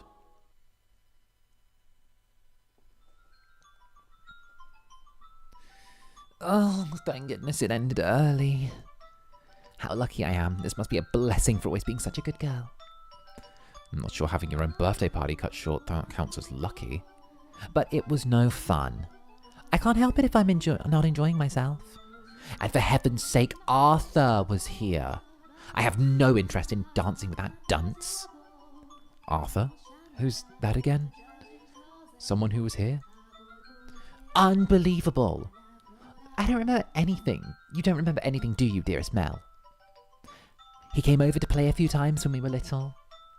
He's covered in gross freckles and he's a huge jerk. He said my hair looked like the colour of fallen leaves. Fallen leaves! Just thinking about that ugly smirk has me fuming. And yet he acts like nothing happened. He even calls me Lady Nelly, for goodness sake. Are you listening, dearest Mell? I'm listening. I wonder what all that ruckus earlier was. You weren't listening, were you? Who cares about that? Sorry, but aren't you curious? It probably was another guest. It wasn't another guest, at least. Maybe a cat sneaked in. You think so? I do. But enough about that. Would you like to play cards in my room, dearest Mell? Seriously? I'm exhausted, though. It's not even that late. Fine. Something feels kind of off. A cat. I want to go check. Come on, hurry up. Hold on. You don't need to drag me, Nelly. My birthday isn't over yet, so you're not done attending me. Oh, Nelly.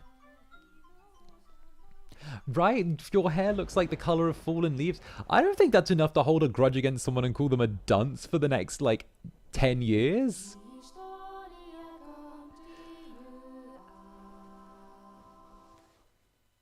They're both hopeless in beautifully different ways. I love it.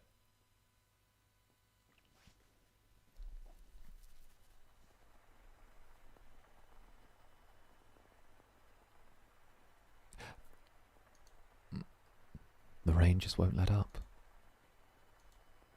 I can't sleep. I wonder what the commotion earlier was about. Oh, for goodness sake. It's all the storm's fault. That's why I can't sleep. I'm fretting over nothing. I'm sure Nelly was right. It was just a cat. Maybe a dog. I can't sleep. I hardly ever have this much trouble falling asleep. What could this feeling be, I wonder? It's not quite foreboding. Walking around the house at this time of night isn't going to help anything. But I'm not going to fall asleep just lying here.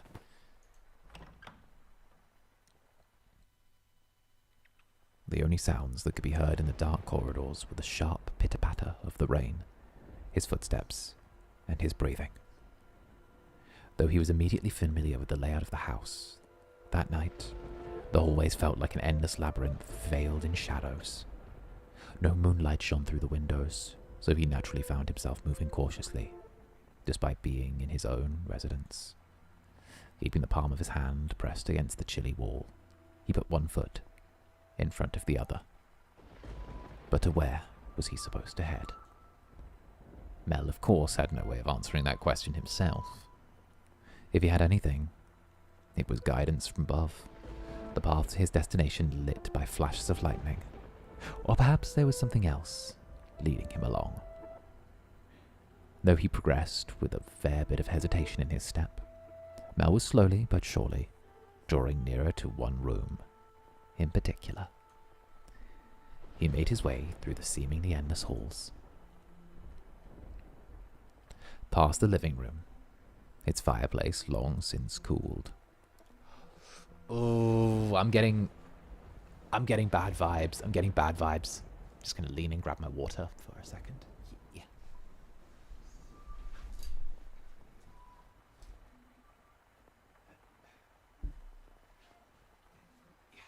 Here we go. hydrate or dihydrate. BH2HO.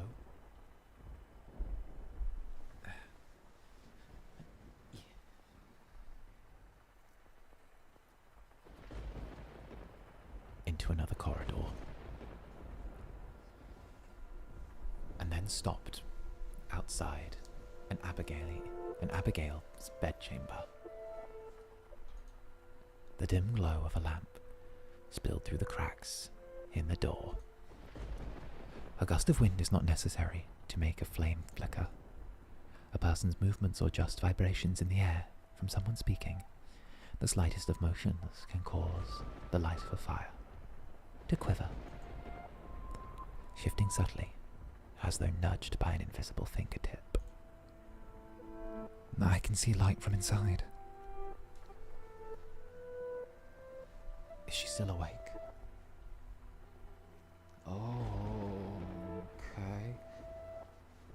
Okay.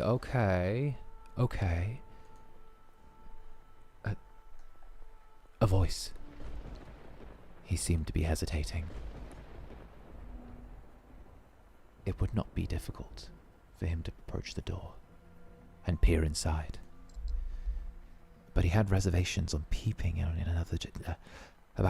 another's bedchamber, even if it was his own house. Moreover, this room was assigned to a woman. There was a woman behind that door. What would you do, Master, in this situation? Would you succumb to your curiosity and gaze inside? Or would you respect the owner's privacy? Hee hee. A woman is beyond... careful, Mell, a woman is beyond that door. Bloody hell. I don't know, this feels like there's a lot of...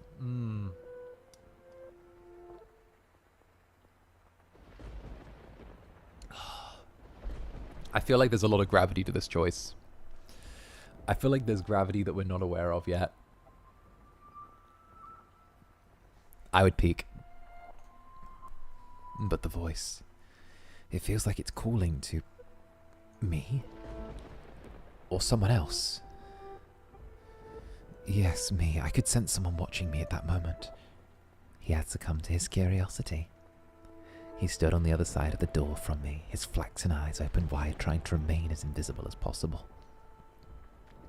The wavering in his heart seemed to create faint ripples in the air, which I pretended not to notice. Yes, I knew he was there. I mean, the hero always peeks, right?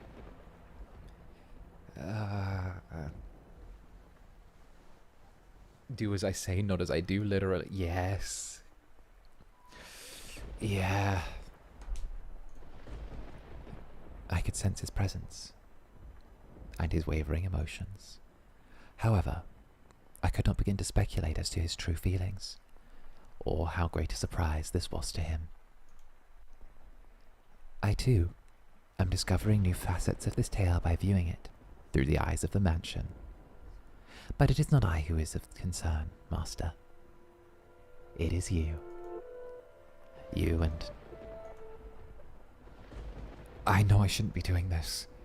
I should be ashamed of myself. But I can't look away. Oh. Who is that? Her skin so pale you can practically see through it. Is it white because she was out in the cold rain? Her hair white as snow, and her eyes, they're like... How do I describe it? My vocabulary truly lacks for situations like this. They look like... Like blood? No, that's just disturbing. Then wine, perhaps. No, more translucent than that. Gemstones, then. Yes, gemstones! Her eyes are like rubies. I've never seen anyone like her before. What could they be talking about? Mell's eyes were fixed upon the peculiar young woman. She had glass-like skin, eyes that glimmered in the flickering candlelight, and snow-white hair that flowed like luxurious silk. But her lips were bluish-purple. her soft, delicate skin sullied with grime. Her twinkling eyes pointed down at the floor, and her hair, a dishevelled mess. She was, even at a glance, clearly not a lady of means. The tips of her fingers were cracked from the cold, her nails pale from malnutrition, and her garb little more than rags. However, true beauty is always visible, no matter what it may be hidden beneath. Even wrapped in a veil of insalubrity, even if she thought herself hideous. I wonder what happened to her. Mell could no longer avert his gaze from the girl's visage. He had, for the time being, forgotten the shame he felt for peeping. As he strained his ears to hear the conversation taking place inside, a sickly voice arose from the white-haired girl's purple lips. So feeble was the sound that a gentle breeze blowing through the room could carry it away.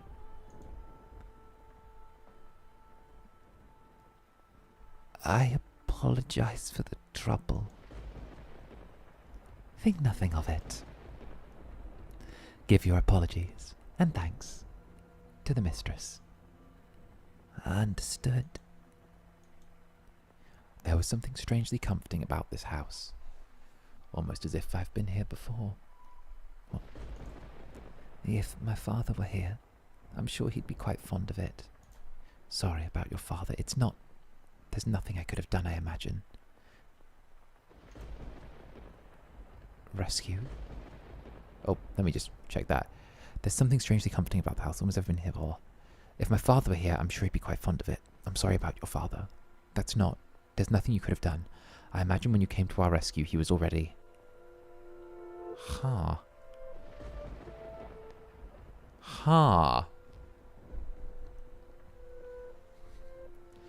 What happened?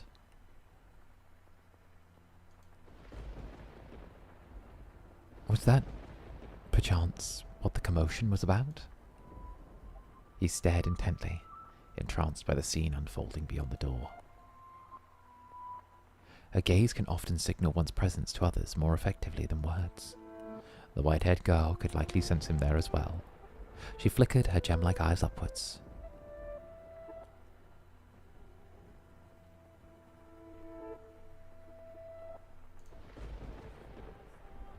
That was when the boy finally felt a pang of panic. For a split second, his flaxen eyes met her ruby eyes, causing him to recoil from the door. His heart was pounding like the rain outside. Careful not to make a sound, he took 1, 2 steps away. Did she catch me? I'm not sure. It was only for a moment. She can't have seen me. The boy did not have the courage to peek in the room a second time, so he cautiously returned to his bedchamber as quietly as he could manage.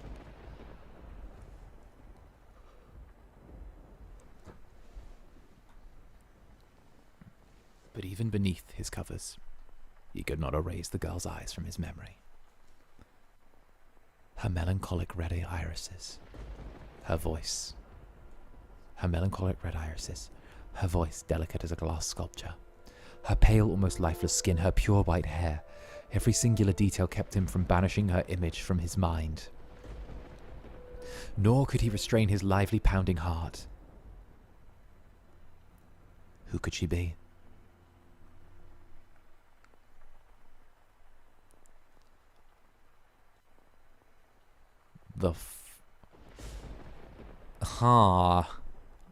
I don't know. Do you think she's what brings tragedy to the manor?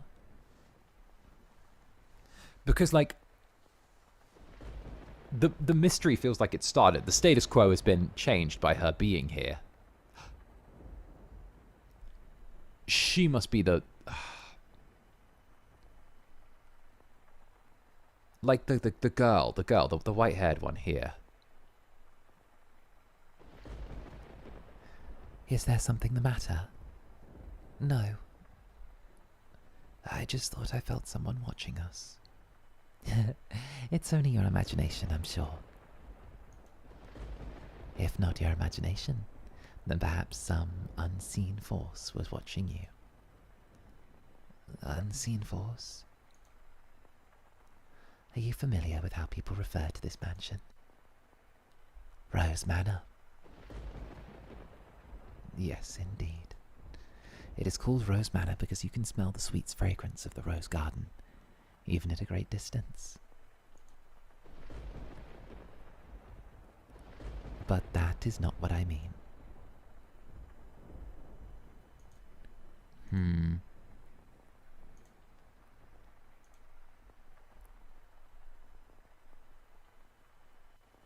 It is said that a witch resides within the house.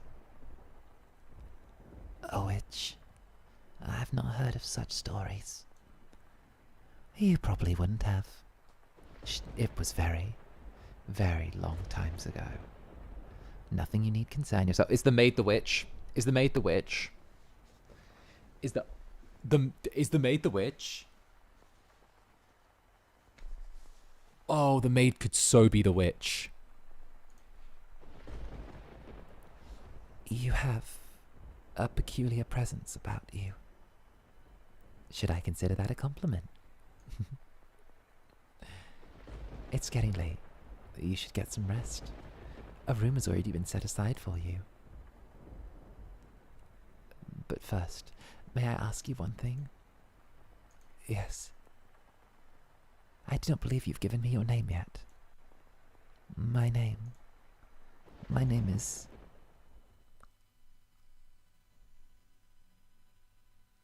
L.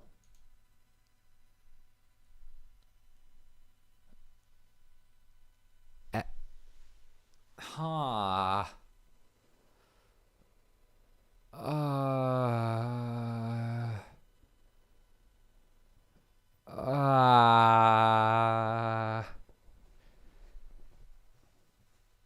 Oh dear. Oh, I don't know. I'm feeling perturbed. I think that's probably the best way I can put this. I am at this current stage, I feel perturbed. Perturbed is probably like that's like the best way I can sum this up. Perturbed. I feel like nervy. I feel concerned. My brain wants to like overwork everything. You know what? Give me a sec. I'm gonna get a blanket. I'm gonna put a blanket around me while we do this as well. I want to get. Wait. You know what? I'm gonna grab a blanket. I deserve a blanket while we do this. One sec. I'm feeling cozy as heck. Both from this and also like what the vibe is. So let me see if I can grab a blanket. Here we go. Let's get the nether blanket really quick. There we go. There we go. Yeah, perfect. A little bit higher. Yeah, perfect. The nether blanket. Right? And yeah, let me just slide a little bit because I'm also getting myself you know what? I'm getting myself actual blanket as well. There we go. Oh, bloody hell, that's nice. Oh, you know when you change the posture and like something hits just right? Oh, that's this posture change hits just right. We're cozy. Oh, that's cozy maxing. Oh, that's cozy. Oh, fuck, that's cozy maxing. Oh, there we go. Oh, that's nice. The stars are aligning. The stars are aligning for a cozy stream. Oh, I'm enjoying the V8. Why, thank you. You're hecking, sweetie. You know how to win me over. You know how to win me over. All right. Shall we get back to the story then? Yeah.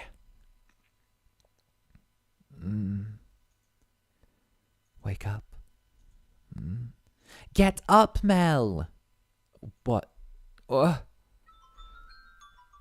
It's morning. You disappeared on me, dearest Mell. It's very much long since morning. I didn't see you at breakfast, so I came to find you. What's the matter? Have I really been asleep that long? Beep, beep, beep. And father is too lenient on you, dearest Mell. Oversleeping is hardly proper behaviour for a firstborn son. I mean... I know. But before that... Yes, dearest Mell? What are you doing in here? You can't just go prancing into a boy's bedchamber. Leave that to the servants. I did send one for you. You're the one who refused to wake up. Besides, it's not like we're strangers. We used to sleep together all the time. That was long ago. Things are different now. Oh, you're overthinking it, silly. Now hurry up. Get out of bed, sleepyhead. All right, I'm getting up. So you can see yourself out. Oh my, you look awful, dearest Mell. For someone who overslept, you look like you didn't get a wink last night. You think so? You didn't go out on the town last night, did you? Naughty, naughty. I would never. You know that. You squeaked. I don't think I believe you. See? I didn't go out last night or anything. I'm tired because you have me playing cards until late, Nelly. Hey, we weren't playing for that long. Besides, look at me. I got up just fine. Anyway, shoo. I can get dressed without you here. Fine, I'm leaving. Phew. Oh, I almost forgot, dearest Mell. What now? Come on, no need to be mean. I'm sure you'll be quite surprised at the news. Oh? At breakfast, which you missed, Father told us. Told you what? Do I really want to say? It sounds like you want me out of your room, dearest Mell. Please, Nelly. Yeah. We got a new maid today, from a house we have ties to, supposedly. I've never seen anyone like her before. For supposedly coming from a good family, she isn't very graceful. And I've seen her at I've never seen her at social gatherings. But that's not the surprising part. Does that maid? She's peculiar. She has very unusual appearance. That one. Have white hair? What? How did you know, dearest Mell? Thanks, Nelly. Oh, hey, get back here. Oh, for goodness sake, what's gotten into him? Bah. That's the lady we saw last night. Wait. Do you think that something happened that resulted in, like, the death of the maid's father? The white-haired girl's father? And she's been taken in, and they've just sort of said she's from a good family so they can take her in? At the time, the majority of servants in the mansion were men. However, the ladies of the house all had abigails, so there were several women servants, myself included. Oh. The maids, by and large, were selected from the daughters of other esteemed families. It was, you could say, a sort of training before they entered society. The girls would serve at houses even more powerful than their own. And the white-haired girl Mell saw the night before was one such maid. When he heard this, Mell could not sit any longer. Oh, I didn't really think this through, did I? I don't even know where she is. I'm guessing she's probably Mother's maid. White hair. She has to be the girl from last night. But deep down, he was having difficulty believing the young woman he had seen the previous night was truly here to be a servant. Can you blame him? When he saw her, she was an absolute mess. Hardly what you would envision from a girl of class. But he did not seek to find out whether that was true. He merely wanted to see her once more, to ascertain whether what he had witnessed the previous night was real, or his imagination. And he wanted to have an actual conversation with her. I don't want to run into Mother. That would be awkward. What does Abigail mean? So this is an interesting one. So it's a name typically, right? But historically, sometimes these like very like default names can be occasionally used as like a reference for like a helper, you know? It's like some sort of maid. So like I think a modern equivalent in literature would be like how, and this is kind of not a terrible example. It's kind of like how what is it? How I think it's the Handmaid's Tale or something like that uses like Marthas to refer to like some of the household helpers, you know, like they're Marthas, or those are Abigails, you know. It's very like, usually it's very Euro specific doing that where you're using like a default name to refer to. It's so to not get too familiar with the servants. Exactly. It's the idea to sort of like keep that separation, like lady's maid sort of thing, you know. The kind of modern take on it was like Martha and the Handmaid's Tale, how like it was like a take on the original sort of like Abigail. It's like the use of a generic name to be like, oh yeah. So everyone is just like Abigail or Martha. All of the personal assistants, all the personal helpers are Abigail, and all of the, you know, the whatevers were like Martha. I see them all, you know, right?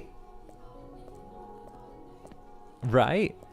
Yeah, I'm an incubus. I've seen the Handmaid's Tale. Yeah, you know, I'd like my good boy points now for being an ally. Thank you.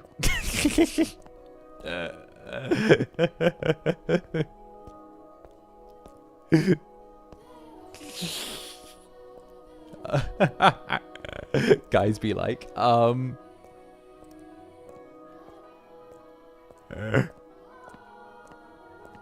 He was heading towards his mother's bedchamber, but the closer he drew, the heavier each step grew. He rounded a corner, debating whether or not to head back, and stopped in his tracks. On occasion, wishes do come true.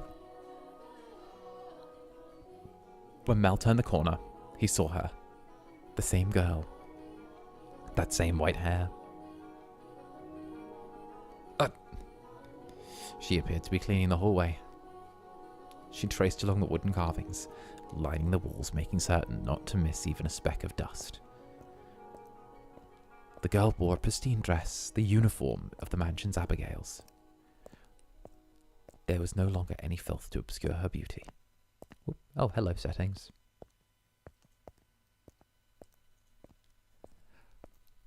All that had covered her pure white hair and glass-like skin was no longer.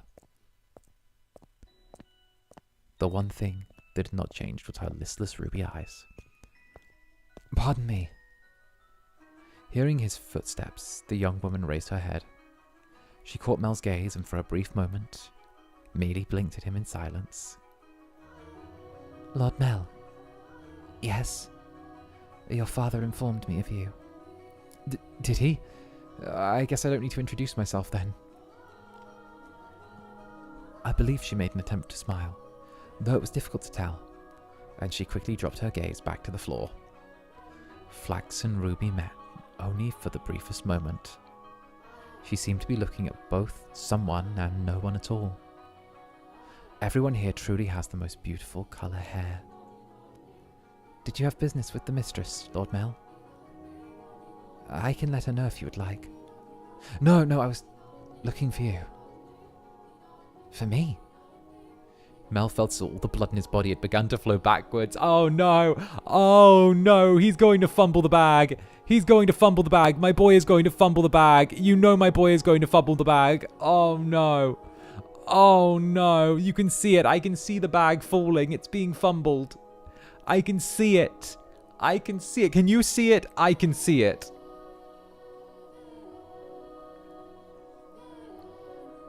He could not effectively describe the sensation, but in a word, it resembled panic. On his way to find her, Mell had come up with a number of subjects he wanted to talk about, and generally he had little trouble speaking with others. He'd had less experience interacting with women, this was true, but the time he'd spent around Nelly had kept him from stumbling too much. Until then. Yes, for you. Why would you be looking for me, Lord Mell? I was wondering how you were doing. Pardon? I'm quite fine. Good. That's great to hear. You fool, Mell. What are you even saying? You have more important things to ask, like where she came from. Or to tell her she has pretty hair and eyes. But I don't want to trouble her too much. Lord Mell? Yes. Sorry, you just suddenly fell silent. Was I in your way? In my way? No, not at all. What are you up to? I'm cleaning. Well, yeah, didn't even need to ask. You're cleaning!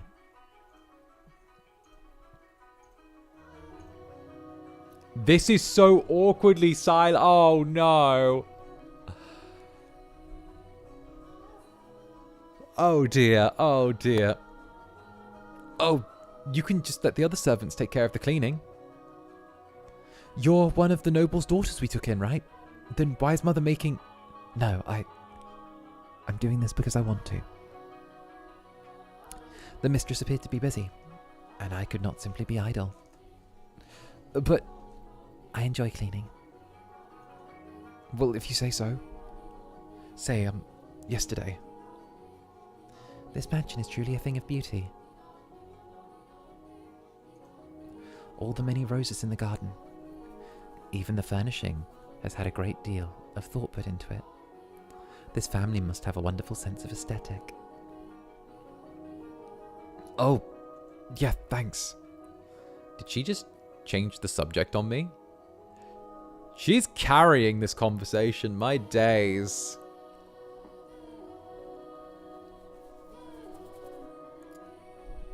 I'm delighted to have been given the opportunity to serve at such a magnificent home.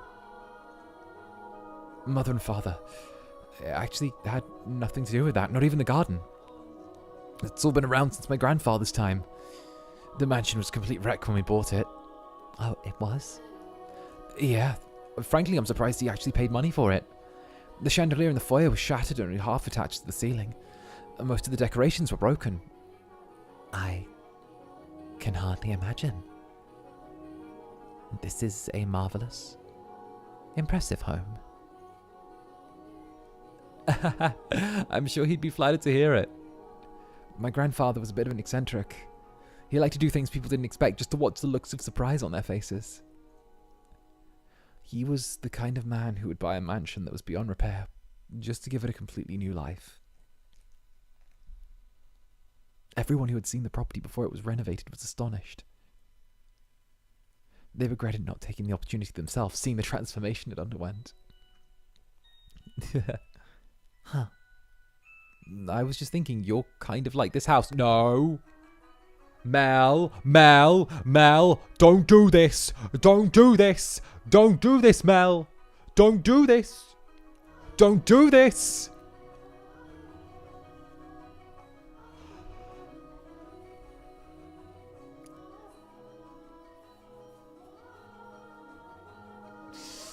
Oh no. Oh no.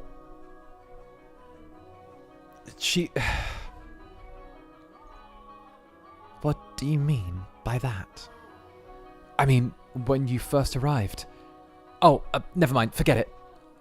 She'll figure out you're peeping on her, stupid. She hasn't yet, has she? Yes. It's nothing. The more you think about it, you and the mansion aren't really comparable. Oh. The truth is, it being a rundown mess isn't the only reason nobody wanted to buy the home. They say...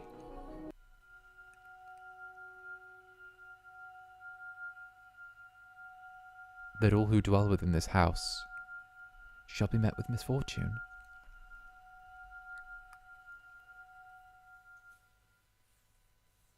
Do you believe it?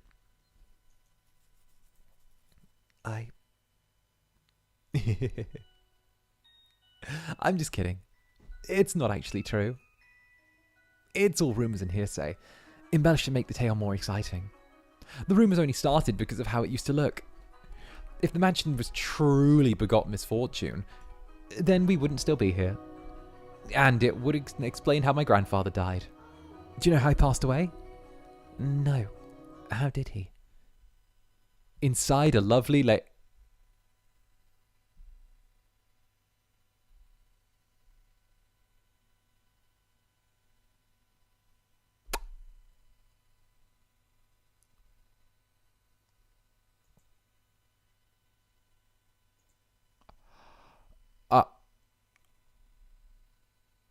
Mell. Mell, Mell, Mell, Mell.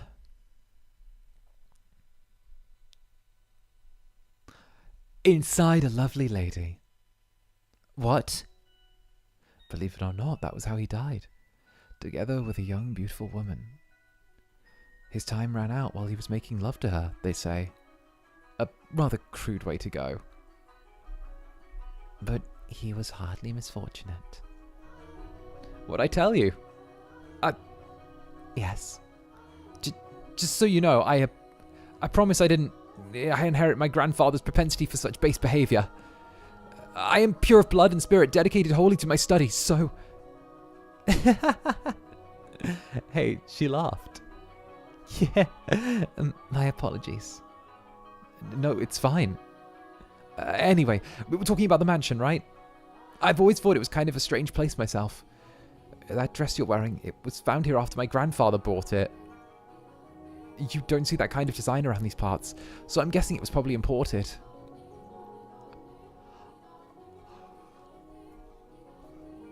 The architecture is really old-fashioned too, which must have caught my grandfather's eye. When he announced his plans to buy it, the entire family opposed his decision, but he refused to budge. Renovation upon renovation gave the mansion new life, but all of this work, he was most fond of the roses in the garden. He collected species from all across the world, and every time he got a new one, he would summon gardeners to arrange and grow them. It took incredibly long to complete. There were even some that wouldn't grow in the climate of this land, but grandfather refused to give in. He truly loved roses. Me, I don't get how someone could be so impassioned about them. It's just embarrassing it's just embarrassing every time someone calls this house the Rose House. Or the Rose Manor. Perhaps the roses were meant for someone. What? I am simply speculating. Roses make wonderful gifts, after all. Indeed they do. If you like roses as much as Nelly, then you're welcome to see them for yourself. Pick as many as you'd like. If anyone asks, just say I gave you permission. Don't be shy. I'm sure you'll get tired, so you'll get tiring if all the work I'm sure it'll get tiring if this is all the work you do. No, I am sensitive to sunlight. Oh. That's unusual. Perhaps that explains why you're so pale.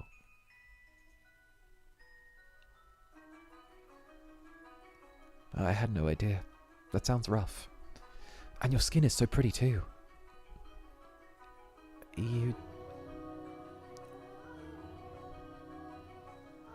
Vampire?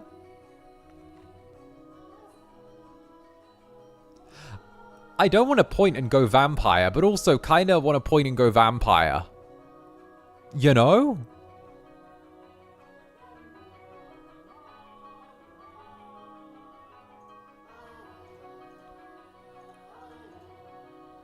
You don't seem terribly surprised. What? No, I'm very much surprised. Or would you prefer a more dramatic response?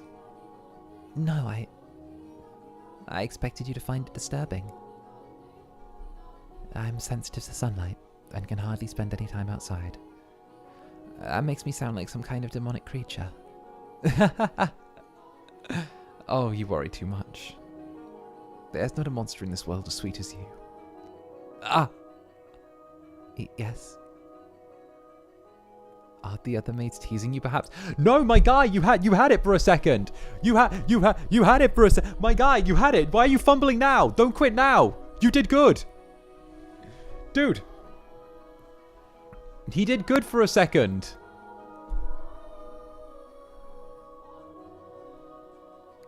Are the other maids teasing you, perhaps?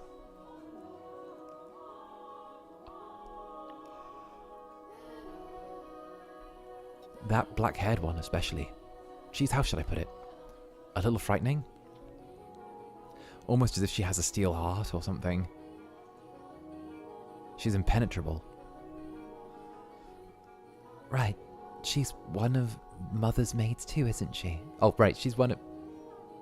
Right, she's one of Mother's maids too, isn't she? Now I'm even more worried. Since you refuse to follow my instructions, you are... Since you refuse to follow my instructions, you are henceforth hellspawn. I can imagine her saying that. Oh, and again, I'm very sorry. no need to apologize. In fact, I wish you'd laugh more.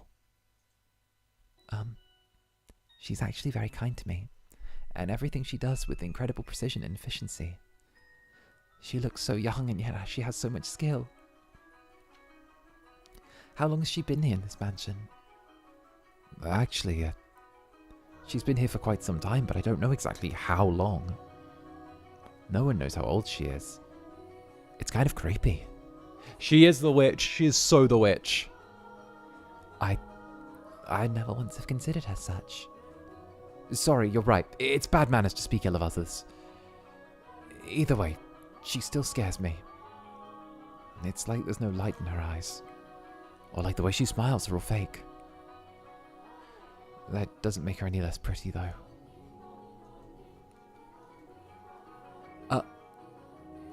The other conversation died. I'll have to think of something else to talk about. Yes, you can ask me anything. Does the master, your father, Lord Mell, often retire from the mansion? I've not seen him around. Oh, yeah, father frequently returns home. The mansion is actually our secondary home. Why do you ask, though? No, I was just curious. Nothing more.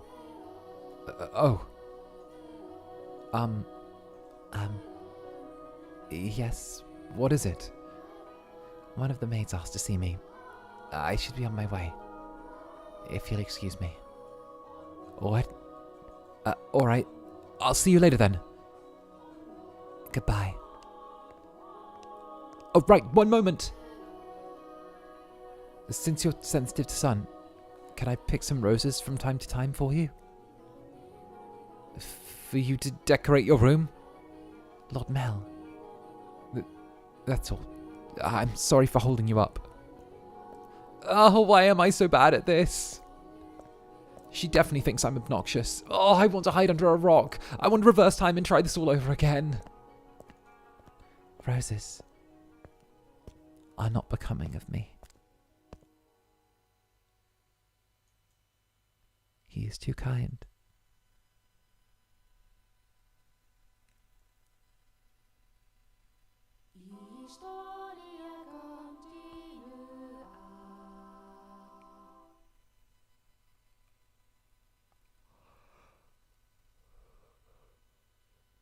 Okay.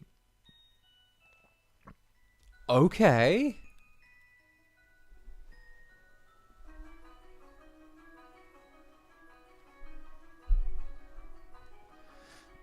Painful but cute. Yeah, painful but cute. I'd agree. It's painful but cute.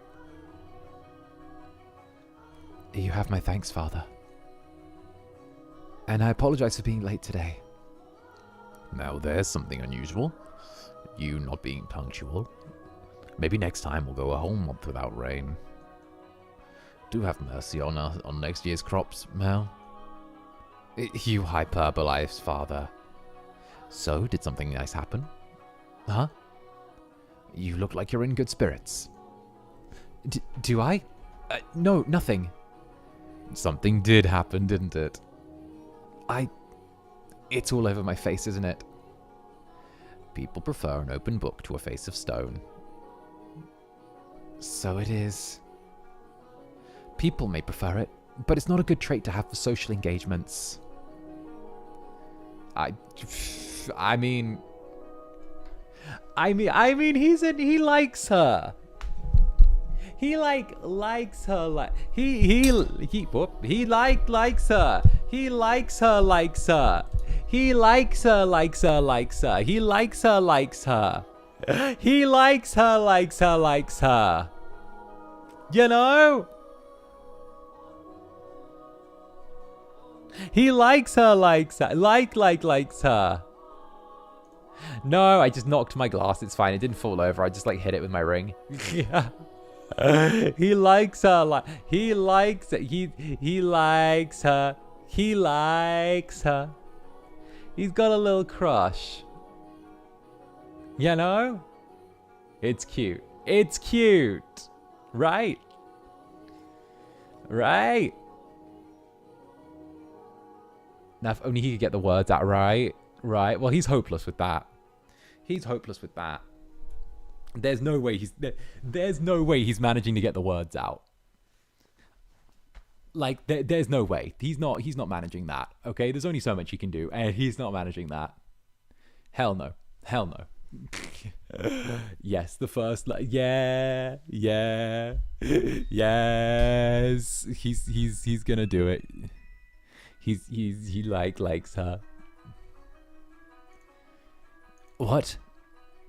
Not the kind of engagements you'll be having anyway. I'm sorry. Don't look so dejected. For now, at least there's nothing wrong with that. Tell me, what has you in such a joyous mood, Mell? You torment me so, Father. We've taken on another maid. You know how it goes, right? Someone new comes in and things get lively for a while. All the excitement has gotten to me, that's all. No. Why are you looking at me like that? No reason, no reason. So what family does the little lady come from? Oh, I don't actually know. You don't know? I was going to ask her, but I missed my chance. Father has returned home, and I can't speak to Mother. I see. She's caught your eye, has she? Mm-hmm. Yeah. Yeah, she has. But the truth is, you're more than just interested in her, are you not? What? No, I...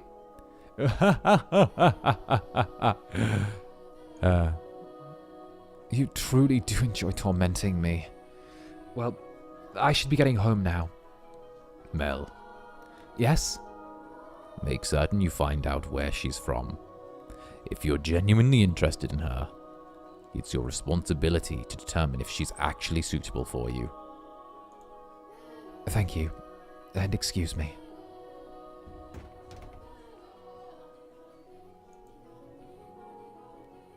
It doesn't matter if she's from an esteemed family or not.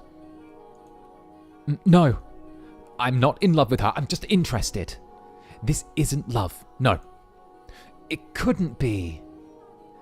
This isn't me we're talking about. Besides, I hardly even know her. Young sire, blessed young sire, alms for the poor. It's the same beggar as before. I don't think he's moved since then. But he looks skinnier than last time. He's going to have trouble making it through the summer.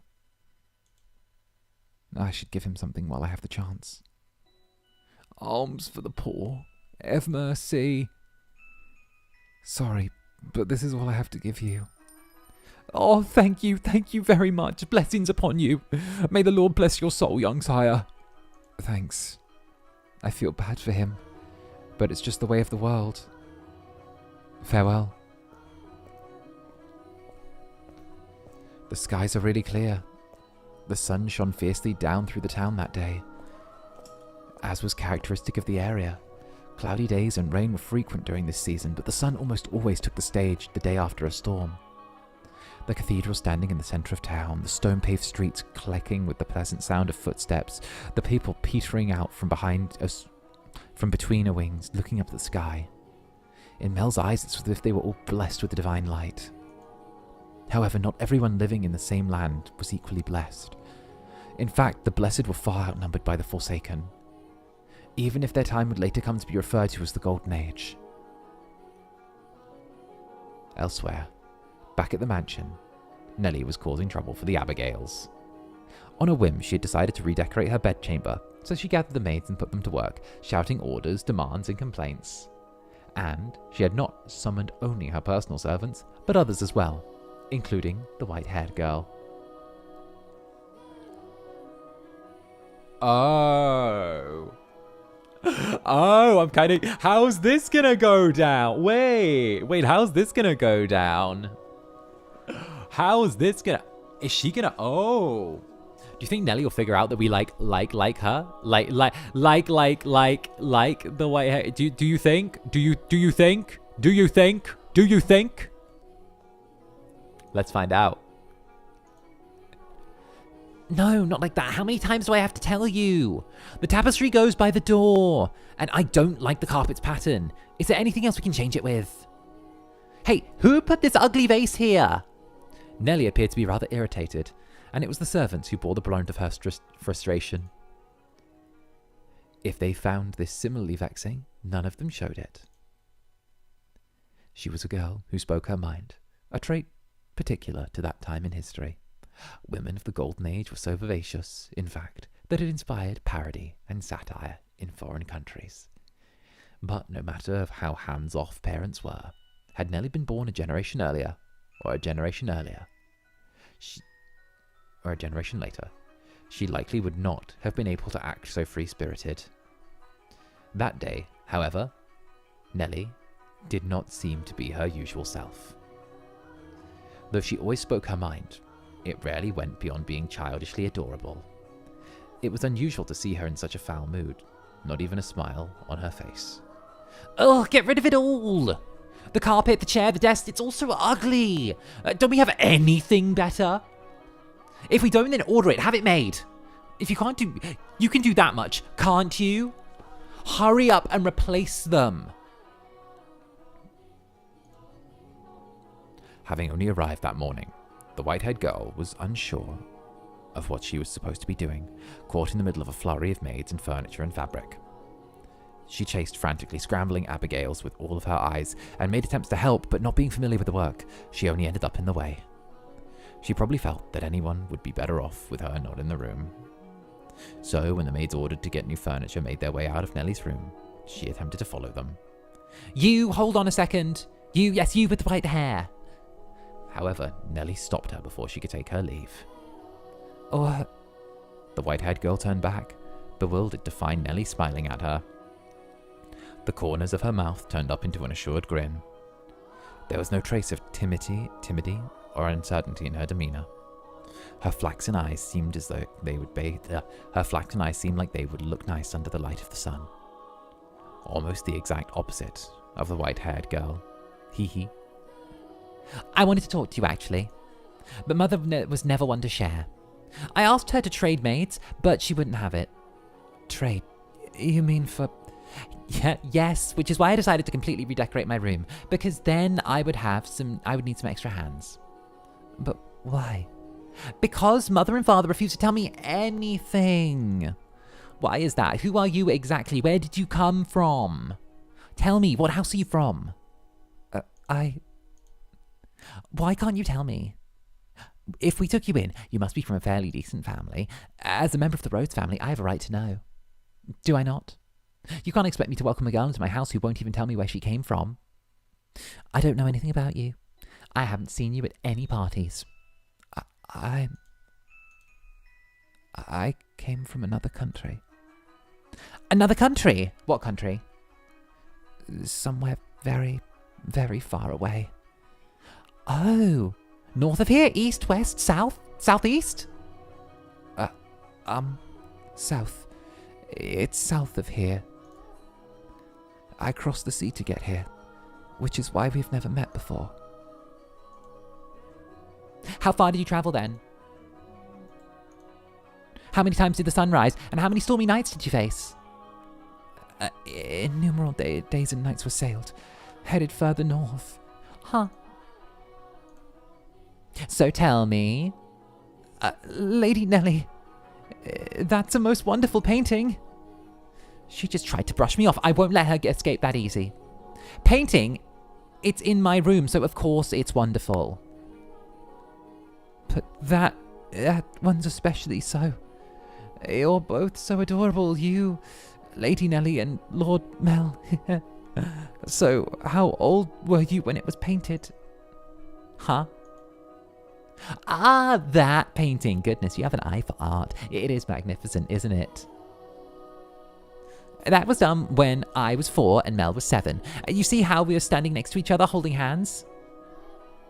My day. Valley Girl Nelly. Like, it's not even Valley Girl. It's literally spoiled British girl. Like, I'm sorry, where did you come from? I'm not going to know where you came from. What? You're in my house. I have every reason to know where you come from. Who's your family? Who are you related to? Why do I never see you at parties? How many days did you travel to get here? Is your family rich? If you're not rich, then where did you come from? How did you afford to get here? What happened? Like, I'm trying to really keep true to it. The VA's going hard. Wait, thank you.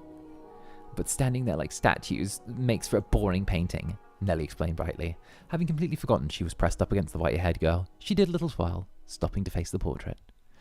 Though many paintings lined the walls of her room, Nelly was most fond of the one of her and her brother.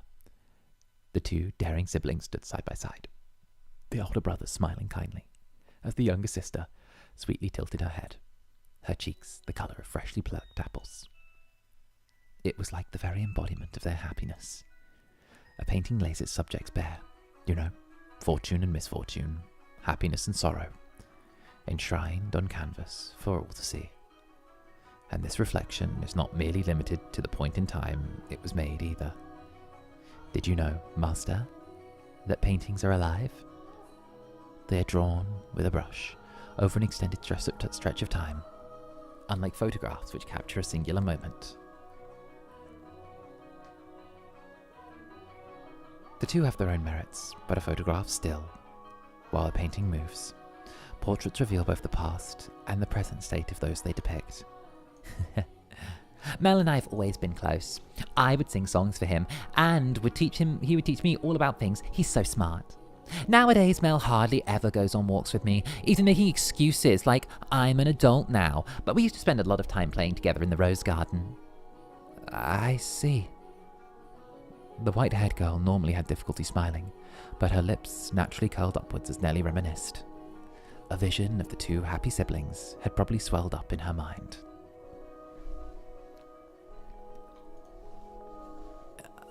I imagine there was a faint trace of envy in her heart as well. Lady Nelly, you loved Lord Mell quite deeply, I see. Well, yes, of course I do. Mel's smart, and he's studious, and he's incredibly kind. For my birthday, he gave me this wonderful rose necklace. The jewelry shop he got it from is famous because even the royal family make commissions from their workshop. So he had to have it ordered months in advance, just for me. He's a prince. Oh. He's pretty charming, wouldn't you say? That's why I call him my prince. But you know what? Mell is a terrible dancer. He still hasn't got it in his feet. He still hasn't got his feet on the ground yet, and he's so bad at interacting with girls. So there's no one else who would really say that about him. He's quite the gentleman. Oh, he's quite the gentleman. I assumed women would be drawn to him. Gentleman? Have you met Mell already? This morning, briefly. That reminds me, Mell seemed to know about her too. What do you think about Mell? Okay, we're saving here real quick. We're just going to save here real quick. What do you think about Mell? As I said, he's a gentleman. That's not what I mean. Don't think I'll let you get away with putting any funny ideas into his head. What? Mell is too trusting. He's pure of heart. So I won't stand for you trying to take advantage of him. I would never. So you say, but you actually want to get close to him? I wouldn't dream of it, Lady Nelly. He's a man far beyond my reach. You aren't planning on doing anything, are you? Not at all. And you don't have any romantic feelings for him, do you? Or, well, do you? I have no... Oh, no. Oh, no. Nelly's so... Bruh, Nelly, stop it. Nelly, no. Nelly, no. No. Nelly, get up. Stand. No. I have no romantic feelings for him, Lady Nelly. And you won't develop any? I will not. And with that, Nelly gave a wide, satisfied grin. Even though one has no way of knowing how another truly feels or what they might in the future. Ha! You wouldn't, would you? Now that I think about it, there are plenty of other boys. Getting together with Mell is downright absurd. Indeed. Oh, but anyway, back to what we were talking about earlier. Your family! I'd almost forgot. You haven't told me exactly where you came from or anything about your... Lady Nelly, I bought new carpet. Just look at the embroidery. It's the work of a true artisan. I'm simply in love with it. Surely you'll find it to your liking as well. Wow, you're right. That's Florentine stitch, isn't it? I wonder whether something mirrored the style or if it was imported. Either way, it's a great find. Let's hurry up and get it laid out. Oh, and we have to see how the colours go with everything else. Oh, and to finish redecorating quickly so I can show Mell. He'll be so surprised. What wonderful taste you have, Nelly. Girl, slow down. You're killing me here. Cold reading her is insane. Cold reading Nelly is insane because I don't know what's going to come out of her mouth next, and I just have to sight read her and just vibe with it, and it's mad. When the older Abigails returned, so too did the bustle within Nelly's room. As the white-haired girl watched, a faint smile crossed her lips. Perhaps it was relief about having escaped Nelly's inquisition. Perhaps it was relief at having... or perhaps...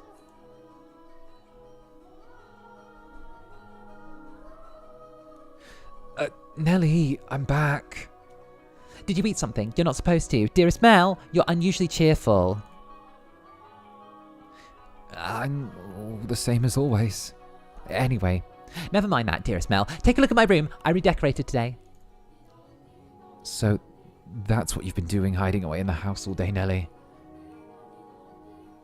How is that any different from what you were doing? You were at the church all day. I guess. I'll look at your room, I promise. But first, do you know where the new maid is? Now, don't get any strange ideas. I just haven't had the chance to introduce myself, and I thought I should as a member of the family. Except you have, and I know it. Being the eldest son, it would be shameful if she were to pass me in the halls not even knowing who I am, so... Oh no. Oh no. No.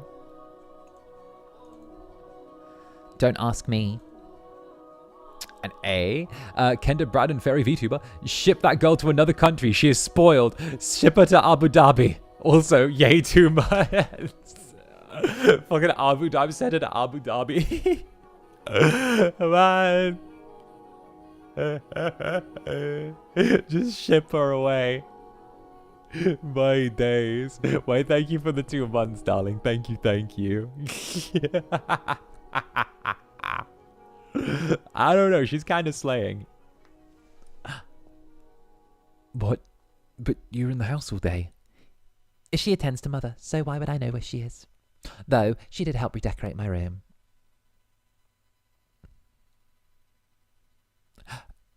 You made her help. That's work for the men servants.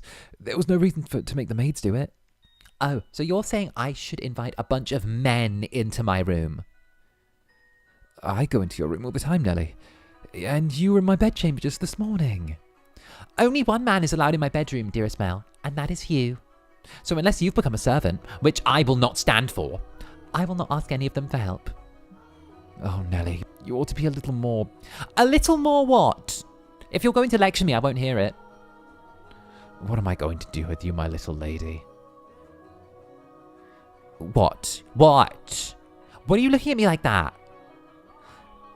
We talked about you, dearest Mell, and I'm not going to tell you what she said. What about me? What about me? What did she say? Please, Nelly. She said she has no romantic interest in you. Why did that even come up? No. No! No! No! Nelly! You bitch! Nelly, why? Nelly, you bitch, why have you done this? Nelly! Because we're both girls, we talk about things like what kind of boys we like and who's the most handsome. Why do you look so downtrodden, dearest Mell? You look like a sad little boy who can't get his crush to notice him. That face is unbecoming of a prince, Mell. Are you interested in her? That's strange, you haven't even met. I'm not. It's just depressing to find out someone you've never met doesn't even like you. That's all. Yo, someone get the chunkler on this girl. Someone get the chunkler on this girl. We're gonna bop, bop, bop, you know? What is that behavior? What is that behavior? What is that behavior? Someone fix that behavior. That behavior needs to be modified desperately. If I'm going to make my move, I must do it soon. I don't have much time. The master of the house isn't around, so next in line would be him. That painting.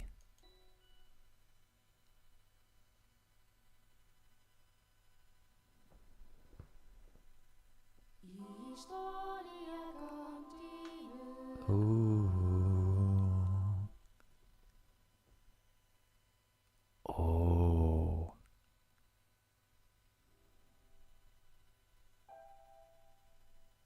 Oh.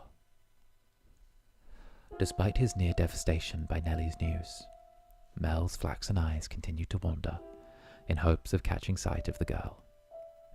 By now it should be quite obvious to you what Mell was feeling, but the boy himself was having difficulty comprehending the things going through his heart.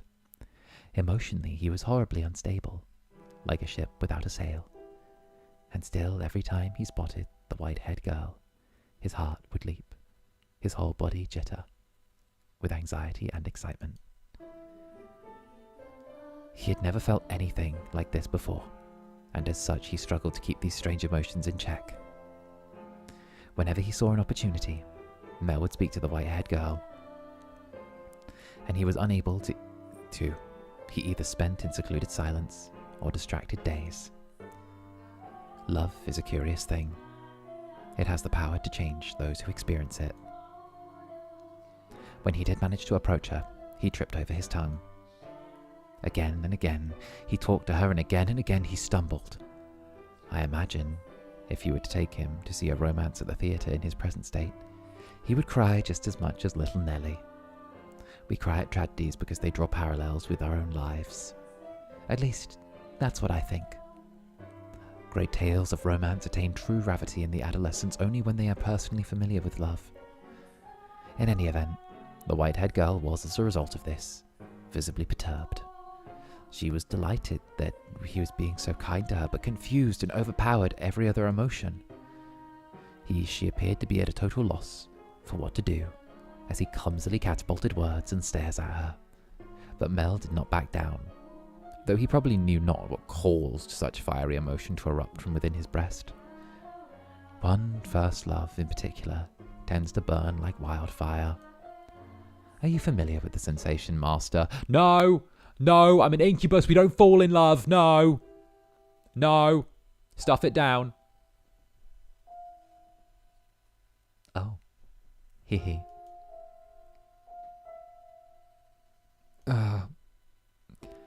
There she is. Is she cleaning? No, it looks like she's reading. It's now or never.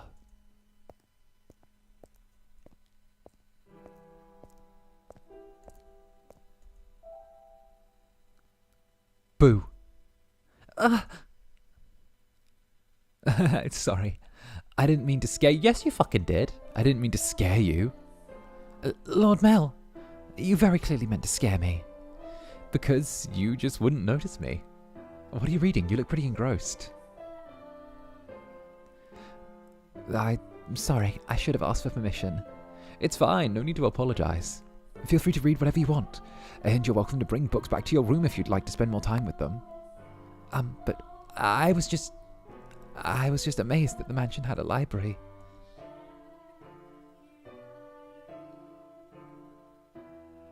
It must have been a lot of work to collect these books.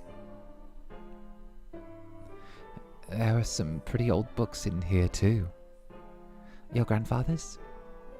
Some that he collected and some even older than that. Take a look at this. I don't think it's a diary, but it's not from this country. Or this century for that matter. Maybe a feudal lord? Yeah, I am complaining about the quality of the harvest. Can this forsaken land only produce over sour grapes? Oh, if only the largest of them. Barney? Or maybe Barnier? If only the largest of the Barney estates were mine instead. The land there is much more suitable to cultivation.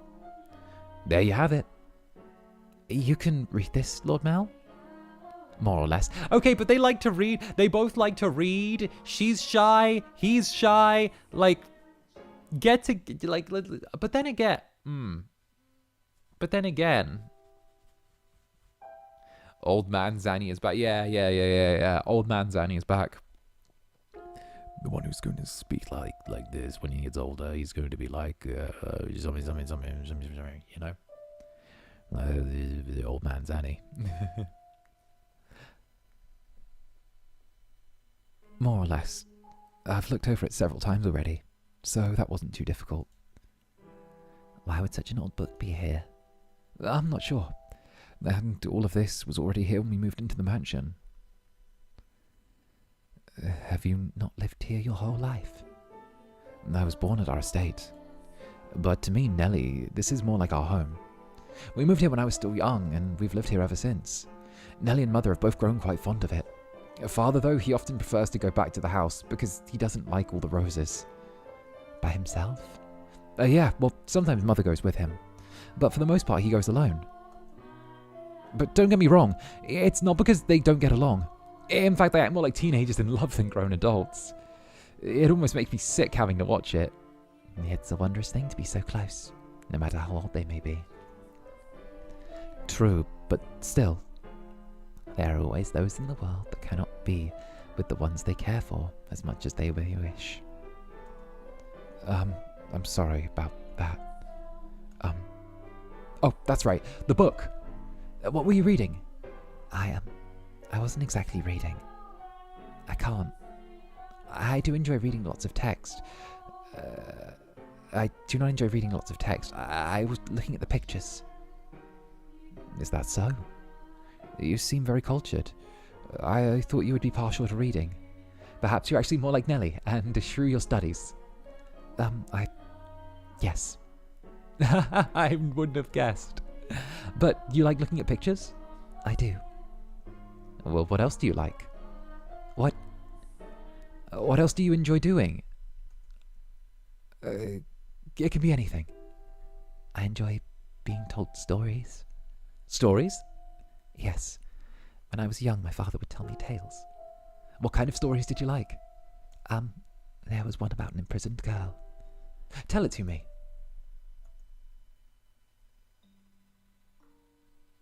Once, there was a girl, and she was locked away in a mansion deep in the forest. A mansion with only one window. But the window sat high upon the wall, far beyond her reach. So it was always very dark inside, unlike this mansion. However, the girl did not like the outside world. There were lots of scary things out there after all. Though she may not have been alone in the mansion, she may have been all alone in the mansion. She grew comfortable with all the darkness in time. She had nothing to be afraid of. And then, am I doing a good job? You're doing fine, keep going. What happens next? Okay. And then the girl grew up. By then, she had already forgotten why she was locked up, but she was content with the darkness. However, her eyes couldn't help but be drawn by the light that spilled through one window. And though she was comfortable in the darkness, the sight of the light made her heart race. At first, the girl thought it was because she found it unpleasant, because she disliked the light and the outside. Average Netherling meeting Zanny for the first time experience. Drawn to it, thinks it's unpleasant, dislikes it. Eventually decides it's all they want.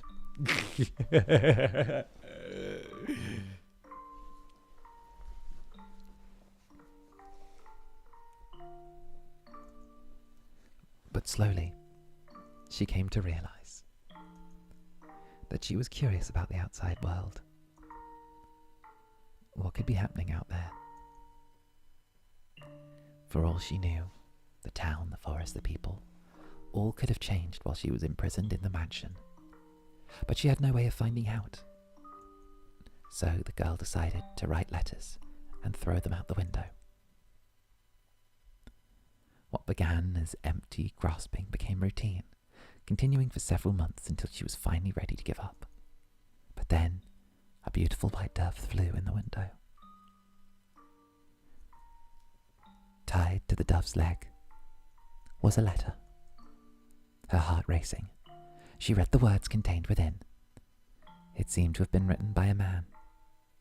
The letter contained numerous questions for the girl. It also said that if she attached her reply to the dove, it would bring the letter back to him. She was astonished, but wrote him back anyway, taking care not to mention where she was.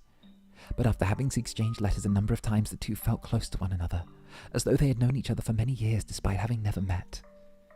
And eventually, the man said he wanted to meet her. Indeed, the girl was unsure what to do. Should she tell him of how she lived? Should she reveal where she spent her days? She was afraid if she did, he would cease to send her letters. She was sure he believed her to be the young lady of noble blood, and not a girl locked away deep in a house in the forest. The girl could not bring herself to write a response. She released the dove through the window, with nothing attached to its leg. And yet, it returned with another letter, written in the man's familiar hand. You must surely have a grave reason for your silence, it said. I would like to know that reason, and I would like to help you, no matter what it may be. You have my word.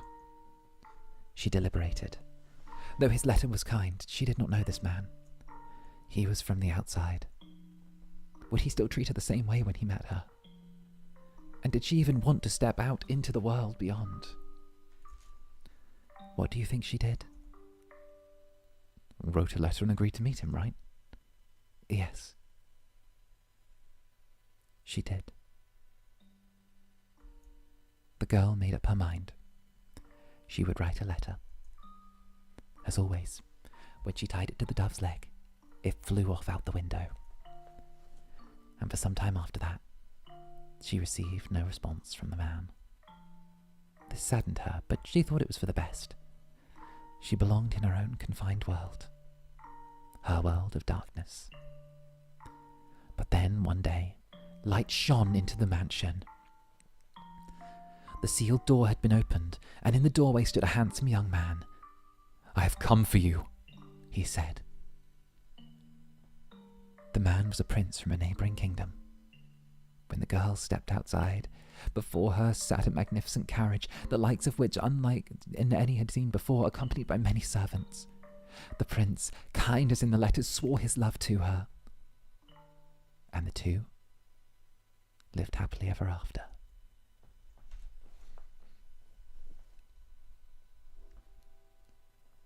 I was expecting one of them to catfish the other, not gonna lie. Like is it still catfishing if the letters are if it's like medieval letters?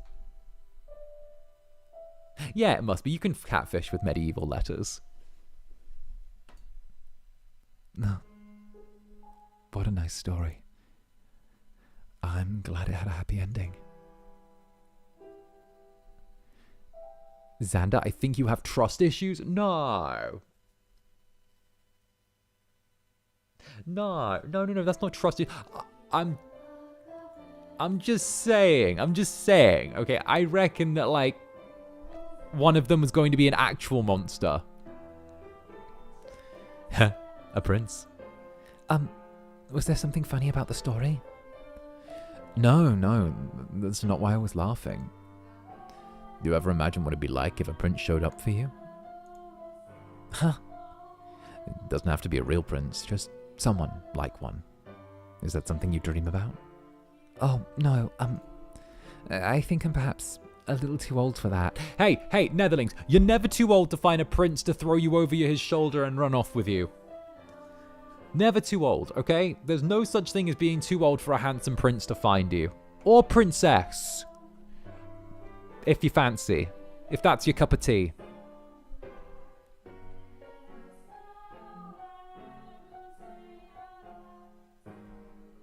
Thanks, King. There you go.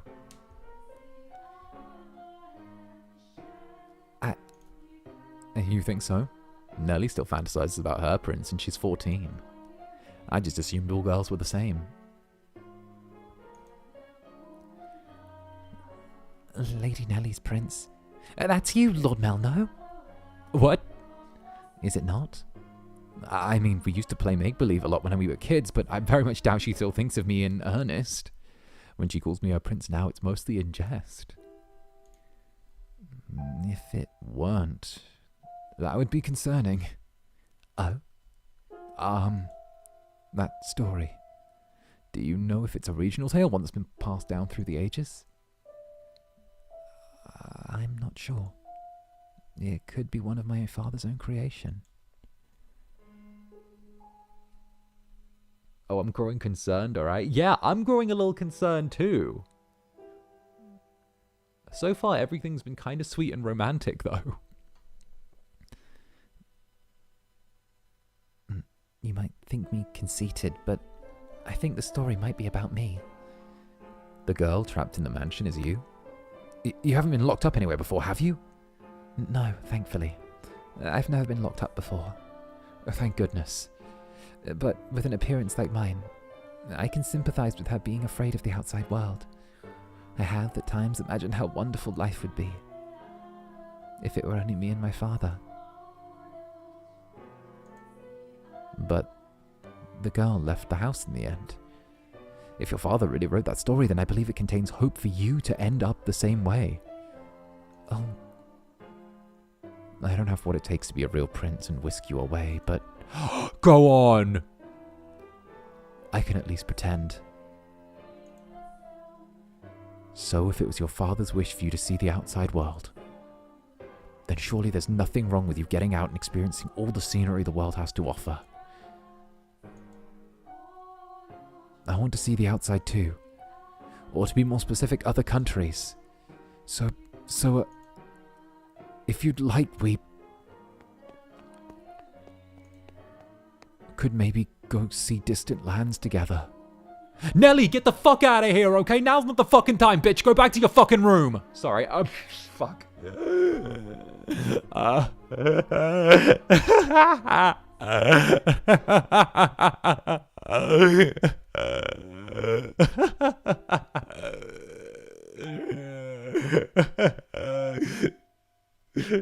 get the fuck out of here. Now's not the fucking time, bitch. Go back to your fucking room. Bitch, go back.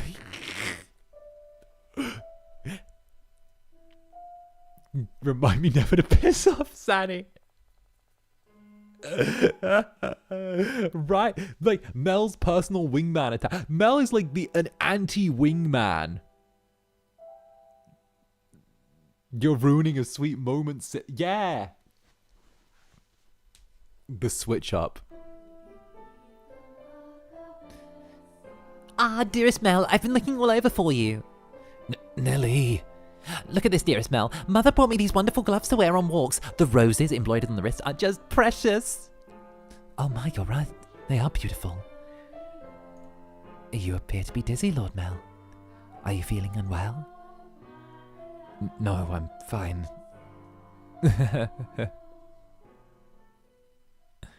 Mell was feeling frustrated at his inability to convey his feelings to her. And his frustration built up over time.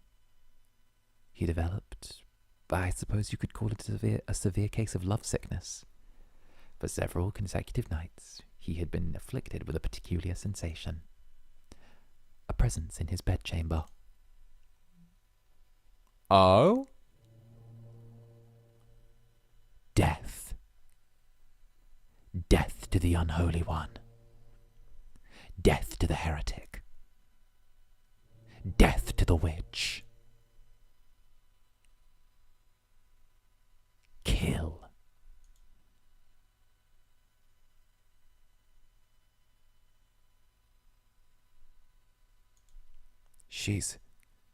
Why? I never wanted her to die. Why was she not eating?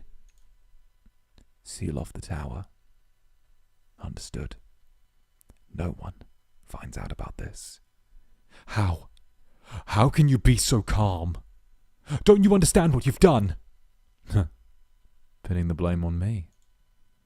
How nice it must be to be able to distort reality with panic. You're just as guilty as any of us. I never wanted her to die.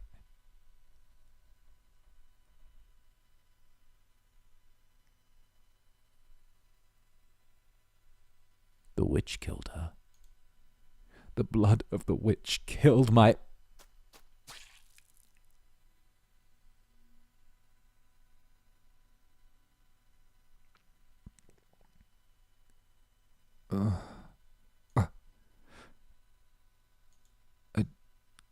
A dream.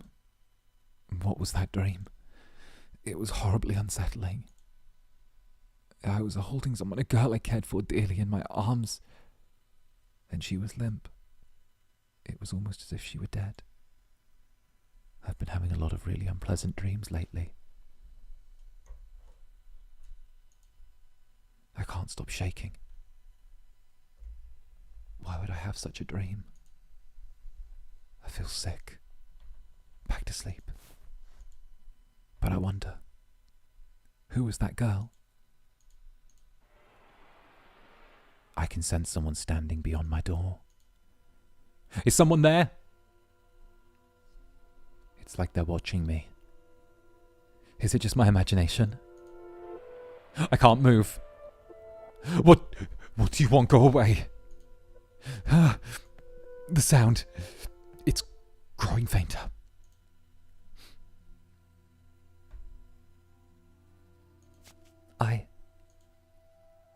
Is that truly what your story meant, Father? But such a magnificent garden, something we could never have had. Are my intentions misguided? What a beautiful white rose.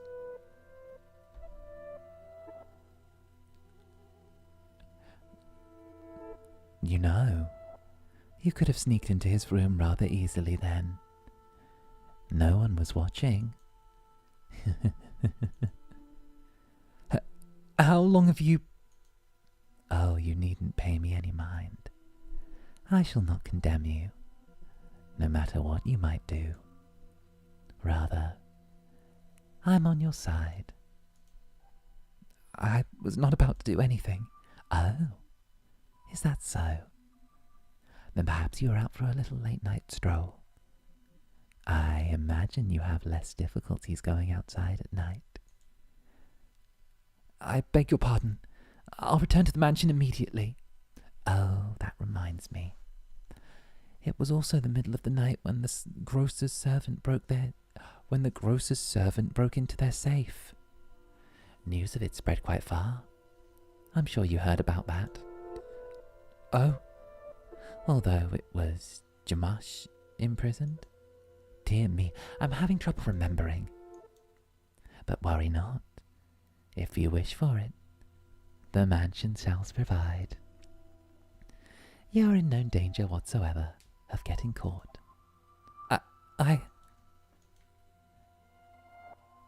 You said that a witch lived in the mansion, did you not? I did. Does that sound perhaps a bit archaic to you? No. I believe those rumors mockingly refer to me. Oh my. I have been accused of being a witch before. Which is amusing. I don't have any magical powers. I simply have an unusual appearance. What? What? What? My. What a lovely shade of red. The rose. Here's something the matter. This rose was right. Until I took it in my hand. Is that so?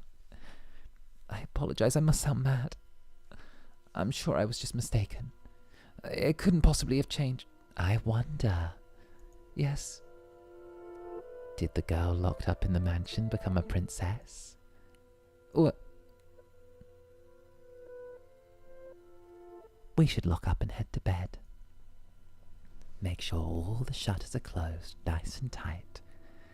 And then draw the bar on the front door.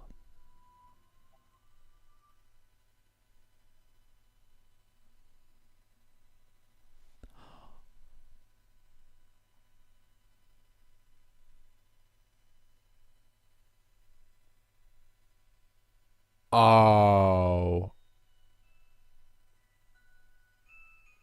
All right.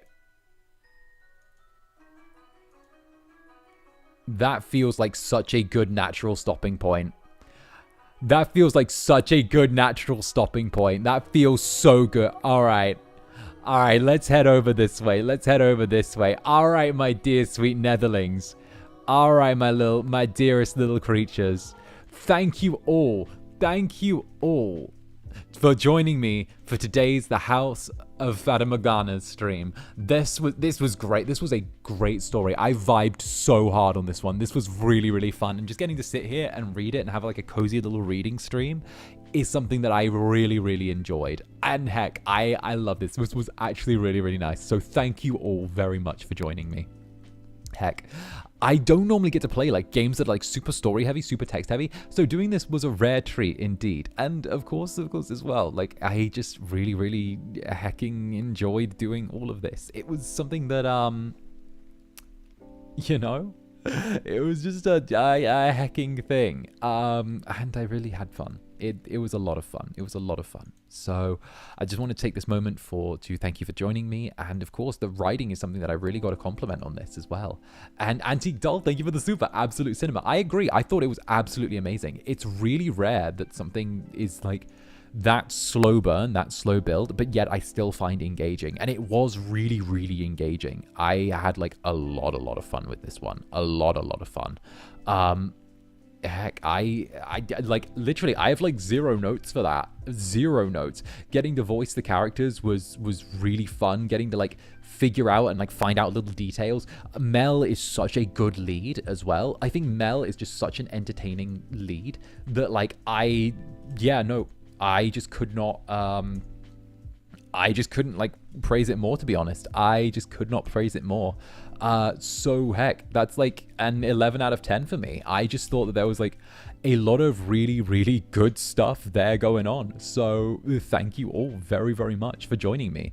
And of course, upon that note, we'll be wrapping up for today's stream. However, I will be back tomorrow, 9 p.m. JST, midday GMT, and of course 8 a.m. EDT with some Minecraft. That's right. For the first time in forever, I'm playing some Minecraft. We're getting cozy. We're having a really cozy Friday. We're doing Minecraft first thing, then House Flipper in the evening, and then that night we have a collab with Nick Nocturne, Nayuta Umbridge, and In Vain. All of us together, all 4. We're getting 4 purple boys together to play Buckshot Roulette again. So if you guys liked Buckshot Roulette the last night, then heck, come join it again. I got more of my good friends, and heck, you guys know that Nick and I always have a wonderful time together on stream. Me and Vane are always doing absolutely amazingly, and this is like only the second time now you and I have done a stream together, so heck, it's gonna be a rare one. So if you're into that, definitely feel free to stop by. And of course, I still have to hype the Project Zomboid collab that's happening on Sunday with me, Folga, Ryoma, Athena, and UQ Wilson. It's one of my first collabs that I arranged all by myself, so heck, if you come by and give that a little bit of support, I would give you so much fucking love for that. So with that, I've been Zander Netherbrand. You have been my dear sweet netherlings, and I will see you all far sooner than you think. And with that, bye bye for now. Mwah. Sleep tight, my dear netherlings.